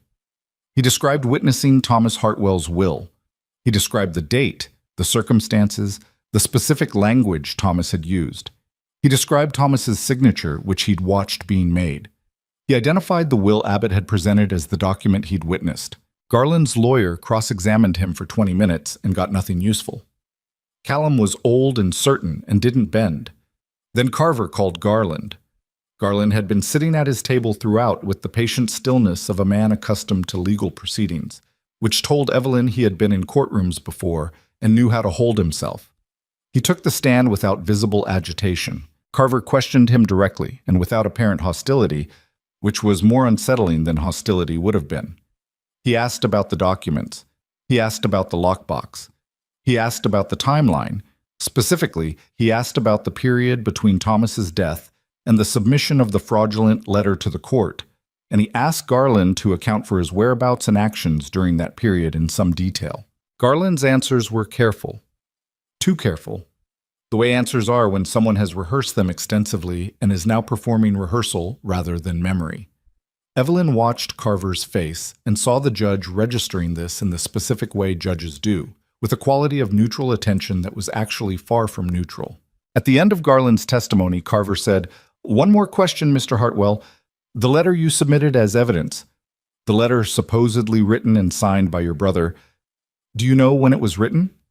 Garland said Thomas had written it during his illness, months before he died.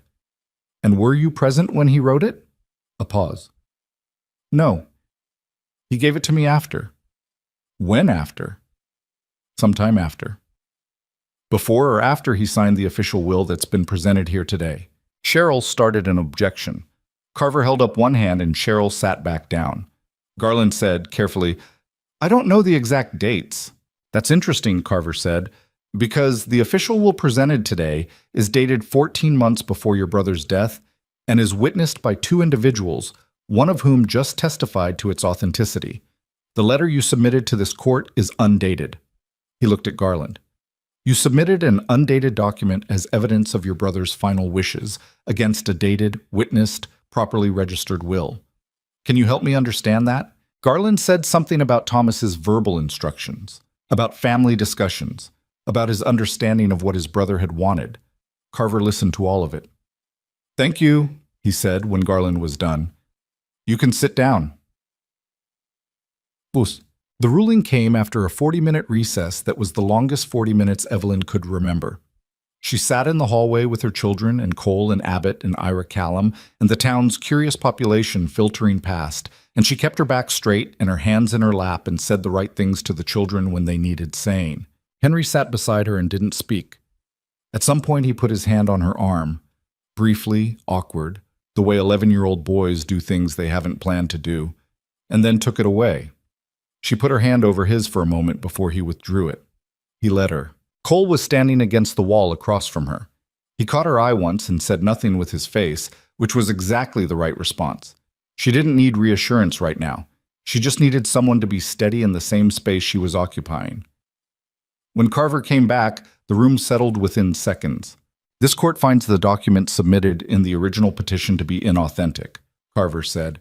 He said it without drama, in the same even voice he'd used all morning. The letter, purportedly written by Thomas Hartwell, is inconsistent with the dated witnessed will presented by the opposing party, and the existence of draft documents bearing the same handwriting as the submitted letter raises significant questions of provenance and authenticity that this court cannot reconcile in the petitioner's favor. He paused and looked at his notes, and then looked up. The original deed to the Hartwell property is valid. The official will of Thomas Hartwell is valid. All assets belong to the estate of Thomas Hartwell as directed by that will, which designates Evelyn Hartwell as executor and primary beneficiary, with the property held in trust for the surviving children. The room was very quiet. Furthermore, Carver said, the court finds sufficient cause to refer the question of document fraud to the Territorial Prosecutor's Office for investigation. Magistrate Poole, this court will be reviewing the original acceptance of the fraudulent documents and your role in that process. He looked at Poole, who had the gray, slightly diminished look of a man whose position has just been cut out from under him. That review will begin next week. He set down his papers. Mrs. Hartwell, your property is restored. The custodial arrangement regarding your children is dissolved. The petition filed by Garland Hartwell is dismissed. He looked at her over the table. I'm sorry for the time this took. She said, Thank you, Your Honor. She said it steadily. She was not going to cry in the courtroom. She had decided that somewhere around 3 a.m. 2 nights ago, and she held to it now. Garland stood up from his table. His lawyer put a hand on his arm immediately, which suggested the lawyer had a better understanding of the situation than his client. Garland's face had lost its careful neutrality. The working expression was gone, and underneath it was something raw and recognizable as someone who has just watched a plan collapse that he'd spent months constructing. This isn't finished, Garland said. He said it to Evelyn, looking directly at her across the courtroom. You think this is finished, but... Mr. Hartwell, Carver's voice cut across the room without being raised. You are advised by this court to consult with your legal counsel before speaking further in this proceeding. A pause. That is not a suggestion. Cheryl had his hand on Garland's arm and was speaking in his ear, and after a moment Garland sat back down. His eyes stayed on Evelyn. She held his gaze for exactly as long as it took to understand that she wasn't afraid of it anymore, and then she looked away. Not flinching, just done. There was nothing more she needed from looking at Garland Hartwell. Abbott was gathering his papers. Ira Callum was already on his feet, and when Evelyn turned, she found him beside her with his hat in his hands and his white eyebrows drawn together with something that was either emotion or the effort of controlling emotion. Thomas would have... He started and stopped. He was a good man, he said instead. The best I knew. Yes, she said. He was. The room was breaking apart around them, people moving and talking. Cole was making his way across from the wall where he'd stood for the entire proceeding, moving without urgency through the crowd. Daniel was beside her. She could feel all 6 of her children in the space around her the way you feel weather on your skin, a peripheral awareness that never fully went quiet. Clara tugged her sleeve. Mama, are we going home now? Evelyn looked down at her. Yes, baby, she said. We're going home. She meant Cole's ranch because that was where home was right now, and because Clara didn't need a longer answer than that. But as she said it, she was also thinking about the 240 acres that were legally hers again. The house Thomas had built board by board, the cottonwoods along the north fence. She was thinking about what it would take to go back there, whether she wanted to, what going back would mean against what staying at the Boulder Valley Ranch would mean, And she didn't have the answer to any of that yet. She didn't need the answer today. Cole reached her. He looked at her face, not asking anything, just looking. She was aware that her face was probably telling him more than she intended, because it did that when she was tired enough to stop managing it. "All right," he said. "Yes," she said. And then, because she owed him honesty, almost, he nodded. He understood the difference. They walked out of the courthouse into the cold Caldwell Creek afternoon. The street was the same street it had always been. The same buildings, the same sky, the same mountains above the valley. The people who had watched the auction were some of them still here, watching again. She could feel it. The difference was that this time she was walking out with everything and not in pieces. And she was doing it on her own terms. And whatever anyone in this town thought about that, she found she had very little room left in her to care about it. Mrs. Copeland was standing outside her shop. She said, "Evelyn," when Evelyn passed. Evelyn stopped, looked at her. The older woman had a complicated expression on her face, something between relief and guilt, which was probably the right combination. "I'm glad it came out right," Copeland said. "Thank you," Evelyn said.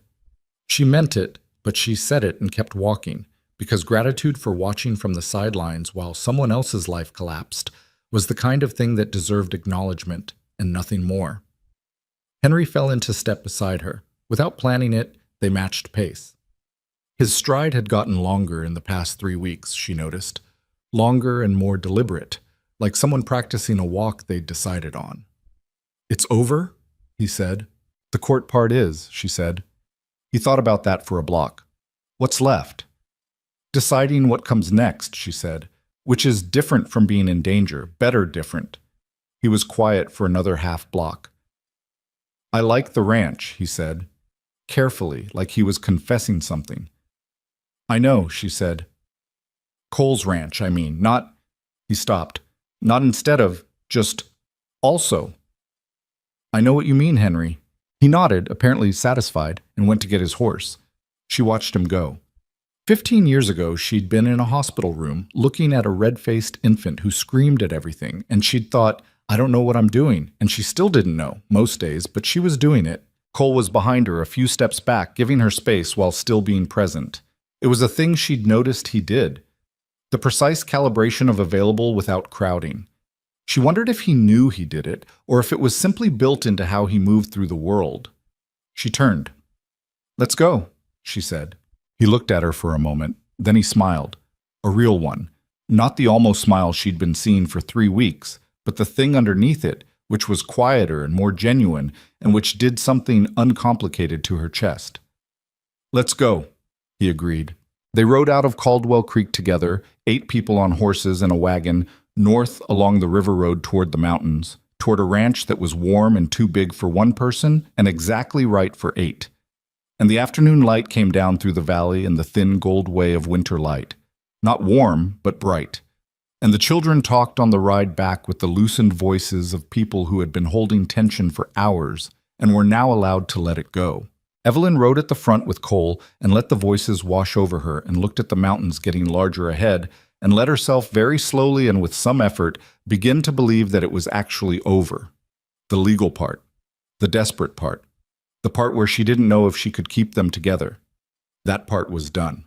What came next was a different kind of work entirely, and she found to her slight surprise that she was not afraid of it. The ride back from Caldwell Creek took 3 hours, same as it always did, but it felt different going north than it had going south that morning. Something had shifted in the quality of the air between the 8 of them. Not relief exactly, because relief implied that the tension was simply gone, and it wasn't simply gone. It was more like a rope that had been pulled taut for so long that when it finally slackened, the fibers didn't know how to lay flat anymore. They rode back through the valley with the court ruling in Abbott's satchel and the original documents against Evelyn's ribs, same place she'd carried them since the night of the break-in, and the conversation on the road was loose and intermittent, and mostly the children talking among themselves while the adults were quiet. Daniel rode beside Cole for most of the return. Evelyn noticed this from her position slightly ahead and didn't remark on it. She could see them in her peripheral vision, her son and this man, matching pace, not speaking much but occupying the same space without the careful distance Daniel had maintained for the first 2 weeks. Something had changed between them in the past 72 hours, though she couldn't have said exactly when. Maybe it was the night she and Cole had ridden out and Daniel had kept the fire going, and the doors locked and all 5 children calm until morning. Maybe it was when Cole had come back with blood on his face and hadn't made it dramatic. Maybe it was something smaller than either of those, something she hadn't witnessed. Children shifted their allegiances based on things adults never fully tracked. She'd learned that with Thomas, watching the children attached to him in ways that bore no obvious relationship to the grand gestures and everything to do with the small accumulated ones. The way he remembered which of them hated the crust on bread and always cut it off without being asked. The way he sat on the floor with them instead of the chair. The way he was simply, consistently, reliably there. Cole was there. Whatever else he was or wasn't, he was consistently, reliably there, and her children had registered that at some cellular level before their minds had caught up to it. She was still working out what she thought about that. The first thing they did when they got back to the ranch was nothing. This was deliberate. Cole put the horses away, and Evelyn made a pot of coffee, and the children dispersed into the house, with the natural scatter of young people released from a long confined day. And for about 20 minutes, there was just the sound of the house re-inhabiting itself. Footsteps upstairs, Josiah's voice, Clara's laughter at something Ruth had said, the creak of the floorboards that Evelyn had memorized in the same way she'd memorized the ones at the Hartwell property. She was at the kitchen window with her coffee when Cole came in from the barn. He poured himself a cup and leaned against the counter, and they stood in the kitchen in the particular quiet of 2 people who have been through something together and don't need to process it aloud. Outside the window, the afternoon light was doing its winter thing, coming in low and sideways, turning the snow on the mountains from white to something closer to gold, which never lasted more than 30 minutes but was worth looking at every time. "I need to think about the Hartwell property," she said eventually. "I know. The ruling restores it to the estate. That means it's mine to decide what to do with." She turned the cup in her hands. "I could go back." He said nothing to that. Not agreement, not disagreement. He was watching the window. "It's 240 acres, she continued. "Good land. Thomas broke it himself. The house is solid." She paused. "It's where we were." "Yes," he said. "But it's 3 hours from here." She looked at her coffee. "And your land is 310 acres, and it needs more hands than you have, and the children have been here for 3 weeks, and they've—" She stopped. "Henry hasn't stopped talking about that horse." "Wick has a long way to go," Cole said, "but Henry's got patience for it." "He doesn't have patience for anything else." She set her cup down. "I don't know what the right thing is. You don't have to know today." "I know that." She looked at him. "I'm thinking out loud." "I know you are." He turned from the window and looked at her directly. The cut above his eye had scabbed over in the past 2 days, and Margaret had made him keep a bandage on it, which he'd tolerated with the quiet resignation of a man who had learned to pick his battles. "Can I say something?" "Yes." He was quiet for a moment, in the way he got quiet when he was choosing words rather than reaching for them. "You could sell the Hartwell land," he said, "or lease it. There are families around Caldwell Creek who've been looking for property." He paused. "That money, combined with what this ranch produces, you wouldn't be dependent on anything uncertain." She looked at him. "That would mean staying here." "Yes," he said, "it would." The kitchen was very quiet. The house sounds continued around them. Josiah laughed at something. Ruth's voice rose briefly in what might have been a reprimand. The barn cat scratched at the back door and then gave up. The ordinary sounds of a house full of people. "Cole," she said. She said it carefully because she wanted to be careful. "I've been thinking about something you said the night we came back from the ranch, when we were on the road." He waited. "You said home," she said, "about this place. You didn't mean to say it, I don't think. It just came out." He looked at her. His expression was doing the thing it did when something had landed true, and he was deciding whether to meet it or redirect it. He met it. "No," he said. "I didn't mean to say it." "But you said it." "Yes." She picked up her coffee, put it down again. "I'm not good at this," she said, "talking about things that haven't been decided yet. I prefer to make a decision and then talk about it. I've noticed that about you. I'm working on changing it." She looked at him. "Cole, what do you want?" Not what makes sense, not what the land math works out to. What do you want? A long pause. Outside the window, the golden light on the mountains held for another few seconds and then began to go. This, he said. What we've had these past 3 weeks. All of it. The noise and the feeding 8 people instead of 1, and the kid who can't sleep past 5, and the one who argues with everything, and... He stopped. I've been alone for 8 years, and I'd made my peace with it, or I thought I had. And then I went to that auction and drove a wagon load of strangers up this road, and something... He shook his head slightly. I don't have better language for it than that. She was quiet for a moment. My husband died 4 months ago, she said. I want to be honest about that. I know. I'm not going to pretend I'm not still. She pressed her lips together. Thomas was a good man, one of the best I've known, and what I felt for him doesn't just stop because he's gone. That's not how it works. No, Cole said. I know that better than most. She thought of his wife, his 2 sons, 8 years of a large table set for one. I'm not asking you to stop, he said. I wouldn't want you to. A person who stops caring about someone they loved because that person died. He shook his head. That's not the kind of person I'd trust. She looked at him for a long moment. He was not Thomas. He was not trying to be Thomas, and he was not a replacement for Thomas, and she would not insult either of them by framing it that way, even in her own mind. He was Cole Mercer, who was patient and honest, and had arrived at an auction in the snow for reasons that he'd never fully explained, and that she'd eventually stop needing explained, because some things explained themselves over time better than they ever could in a single statement. I need more time, she said. I know, he said. I'm not going anywhere. She picked up her coffee. He picked up his. They stood at the kitchen window and watched the last of the golden light leave the mountains and the evening come in gray and cold and ordinary, and neither of them said anything else about it, because it had been said, which was enough for now. The weeks that followed were the quietest Evelyn had experienced since before Thomas got sick. Not empty quiet, full quiet. The kind that comes when something that has been wrong for a long time is finally set right, and the people involved don't quite know what to do with the absence of emergency. The territorial prosecutor's office sent a man out in the second week of February. He was a dry, precise man named Ellison, who asked questions with the manner of someone who already knew most of the answers and was confirming rather than discovering. He interviewed Evelyn for 2 hours. He interviewed Cole. He took the draft documents and a signed statement from Ira Callum and rode back to the Capitol with everything in a leather case. 2 weeks after that, a letter arrived informing them that Garland Hartwell had been formally charged with document fraud and obstruction of court proceedings. He'd retained Cheryl to defend him, which Ellison's letter suggested would not be sufficient. The property question was settled.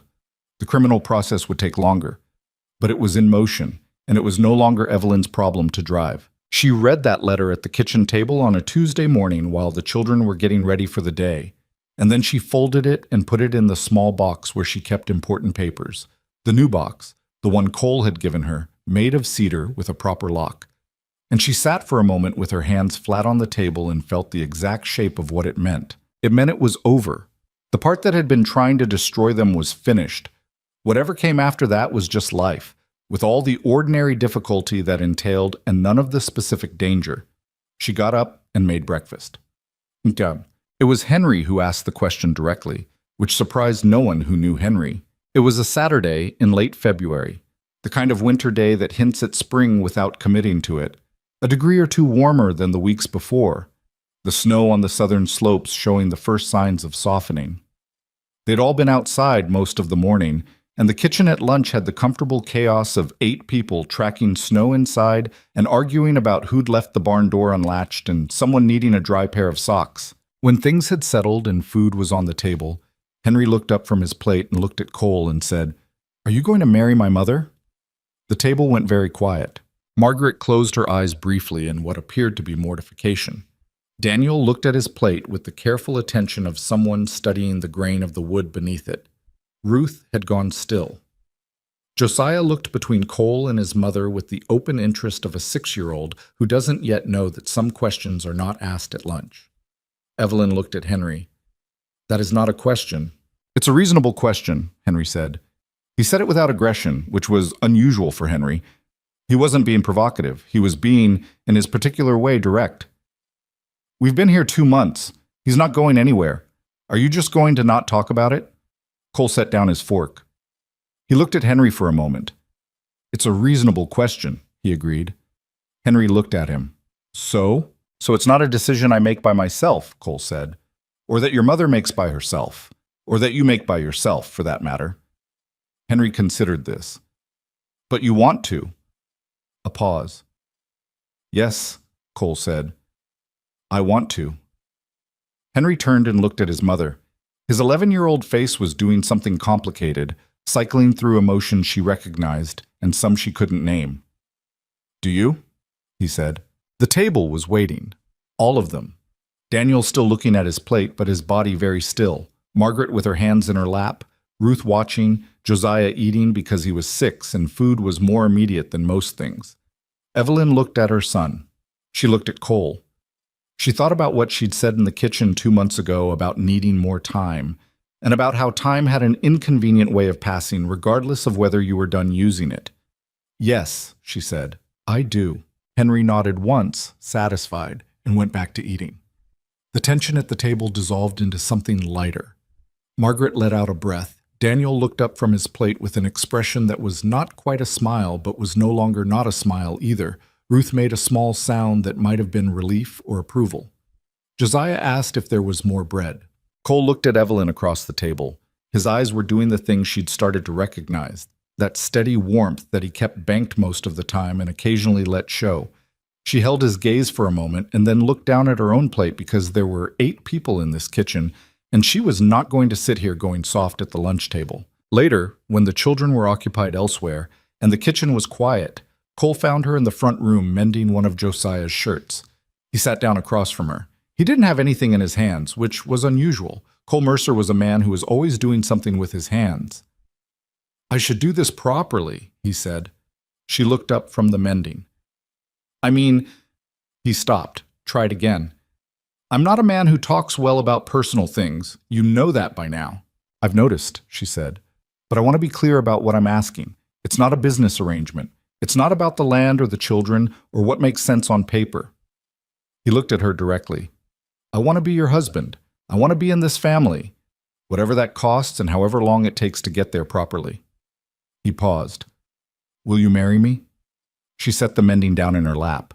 She thought about the auction, the cold street, a man at the back of a crowd saying, I'll take all of them in a voice that was unhurried, and the way she'd looked at him and tried to find the angle and couldn't, and how she'd followed him into the frozen wilderness with 6 children and her wits and a knife in her pocket because she was out of options, and he was what was in front of her.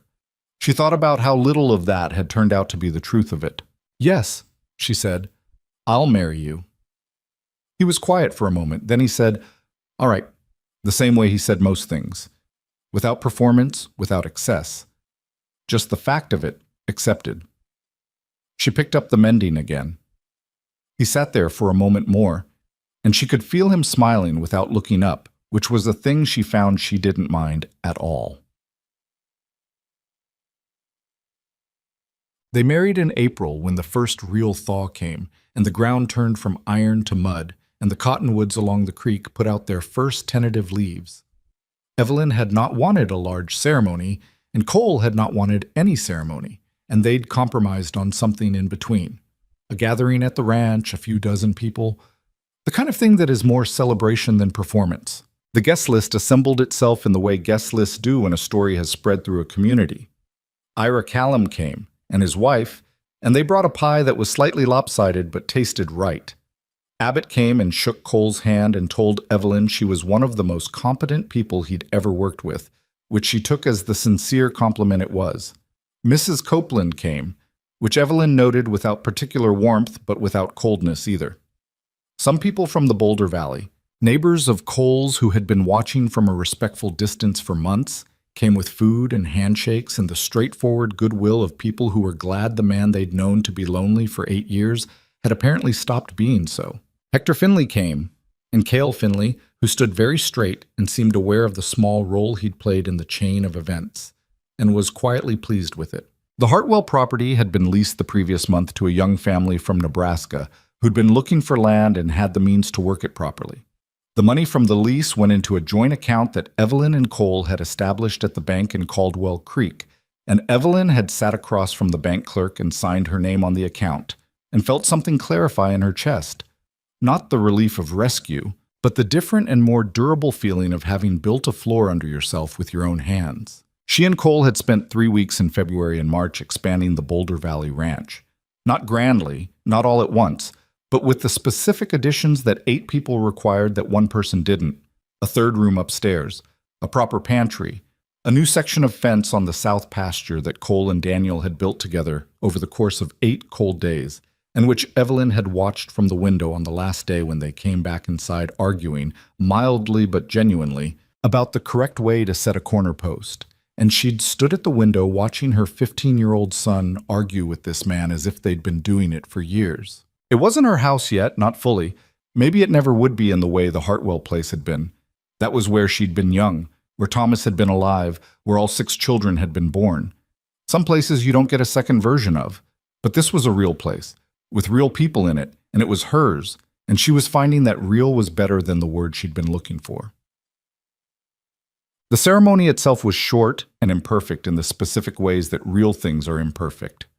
Clara cried not from sadness, but from the excitement of being dressed up, and the crying was contagious in the way 4-year-old crying always is. And for about 3 minutes in the middle of the proceedings, the front room was a minor chaos that neither Evelyn nor Cole had accounted for. Evelyn laughed, which surprised her. Cole looked at her laughing, and something moved across his face that she would remember later as the moment she stopped thinking of him as someone she was learning to trust and started thinking of him as simply hers. Daniel stood at the back of the room with his arms folded in the way he had when he was feeling something he hadn't decided how to display. And Evelyn caught his eye once during the ceremony, and he gave her a nod that contained a large amount of things she didn't need him to say out loud. He was going to be all right. She had known it for a while, but the nod confirmed it. Henry stood next to Daniel. He didn't fold his arms. He watched the whole thing with that direct attention he gave to things he'd decided mattered, and he cried once, briefly, which he would deny for years afterward, and which she would never contradict him about. Some dignities deserved protecting. Ruth held Josiah's hand throughout. Josiah kept trying to turn around and look at the guests. Margaret stood closest to Evelyn, slightly behind her right shoulder, the way she'd stood for months, present and available without being intrusive. When it was over and people were moving and talking, Margaret hugged her quickly, hard, without a word, and then stepped back and straightened her dress, and was composed again. Which was so perfectly Margaret that Evelyn had to look away. Cole's hand in hers was warm and calloused and certain, which seemed like the right combination. That summer was the first summer in years that Evelyn worked without fear underneath the work. There was still hard work. There was always hard work on a ranch. The kind that started before light and didn't finish until after dark, and didn't pause for weather or feeling or anything else. The Boulder Valley land needed what all frontier land needed: constant tending, constant attention, the kind of physical labor that doesn't ask you how you feel about it. She didn't mind. She had never minded the work itself. What she'd minded was doing it while holding dread in her chest like a second occupation. The dread was gone. What replaced it wasn't ease, exactly. Life at 34 with 6 children and a new husband and 310 acres was not something anyone could reasonably call easy. But it was solid. It had a foundation under it that she'd helped build and could see and touch and trust, and that was a different category entirely. Cole was a better partner than she had calculated. She'd calculated for decent, honest and hardworking and reliable, because those were the things that mattered, and she'd been right to weight them heavily. What she hadn't fully calculated for was the way he paid attention to things without announcing that he was paying attention, the way he rearranged his schedule around hers without either of them discussing it, so that they were rarely both away from the house at the same time, the way he noticed when she was tired before she acknowledged it herself and didn't say anything about it, but happened to take over whatever she was doing. He wasn't showy about it. He was just competent in the way that people who have been taking care of themselves for a long time are competent, and that competence extended now to the family around him. He was not Thomas. She had known that, and she continued to know it, and it continued to be not the simple thing she'd once thought it was. Loving a second person didn't diminish the first one.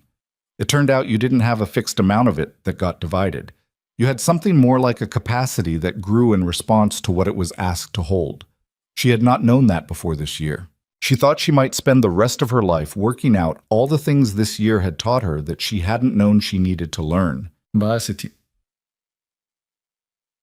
In the autumn, when the aspens on the mountain above the ranch went, the color they always went in October, that particular orange that didn't look like any other orange, too bright for comfort, Evelyn sat on the porch in the evening with a cup of coffee going cold in her hands and looked at the mountains and thought about the auction. It had been almost a year since the street in Caldwell Creek, the cold and the crowd and Garland's careful face, the moment she'd understood that everything was going to be taken from them, and there was nothing she could do about it.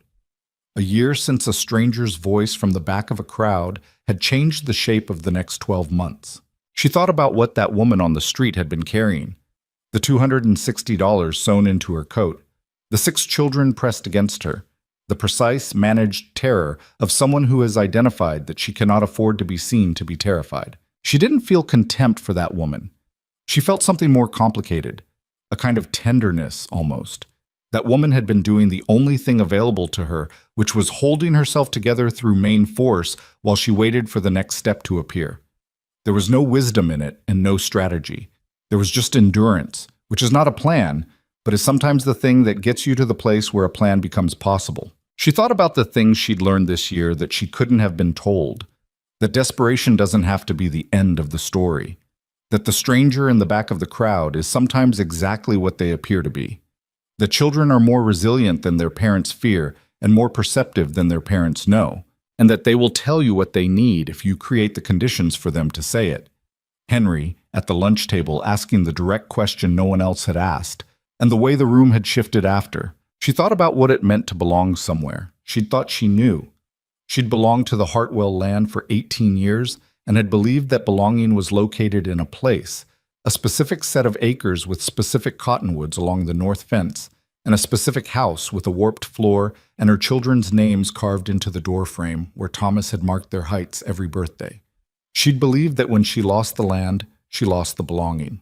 She'd been wrong about where belonging lives, or not wrong exactly. It had lived there. It did live in places and things and history, but it also lived in people, and in what people built between themselves when the circumstances were right or wrong enough to make them build it, and in the way a family you hadn't planned on became the family you couldn't imagine not having. The door behind her opened. Cole came out with his own cup and sat down in the other chair on the porch. He looked at the aspens. She looked at the aspens. "It's a good color this year," he said. "It's a good color every year," she said. "More than usual." She looked at the mountains. He was right. The orange was particularly sharp this year, set against the blue of the sky in a way that seemed almost aggressive. "Yes," she said, "more than usual." They sat in the evening for a while without talking. This was one of the things she'd come to value most. The ability to be in a silence together that wasn't waiting for anything. She'd been in a lot of silences in the past year that were full of waiting. This was different. This was just 2 people on a porch at the end of a day, watching the light go out of the mountains. Behind them, through the door, the house was noisy with the particular noise of evening. Clara's voice carrying above the others the way it always did. Josiah's running footsteps. The sound of pots from the kitchen where Margaret and Ruth were doing something that involved occasional disagreement. Daniel's voice saying something low and settling. Henry was probably still in the barn.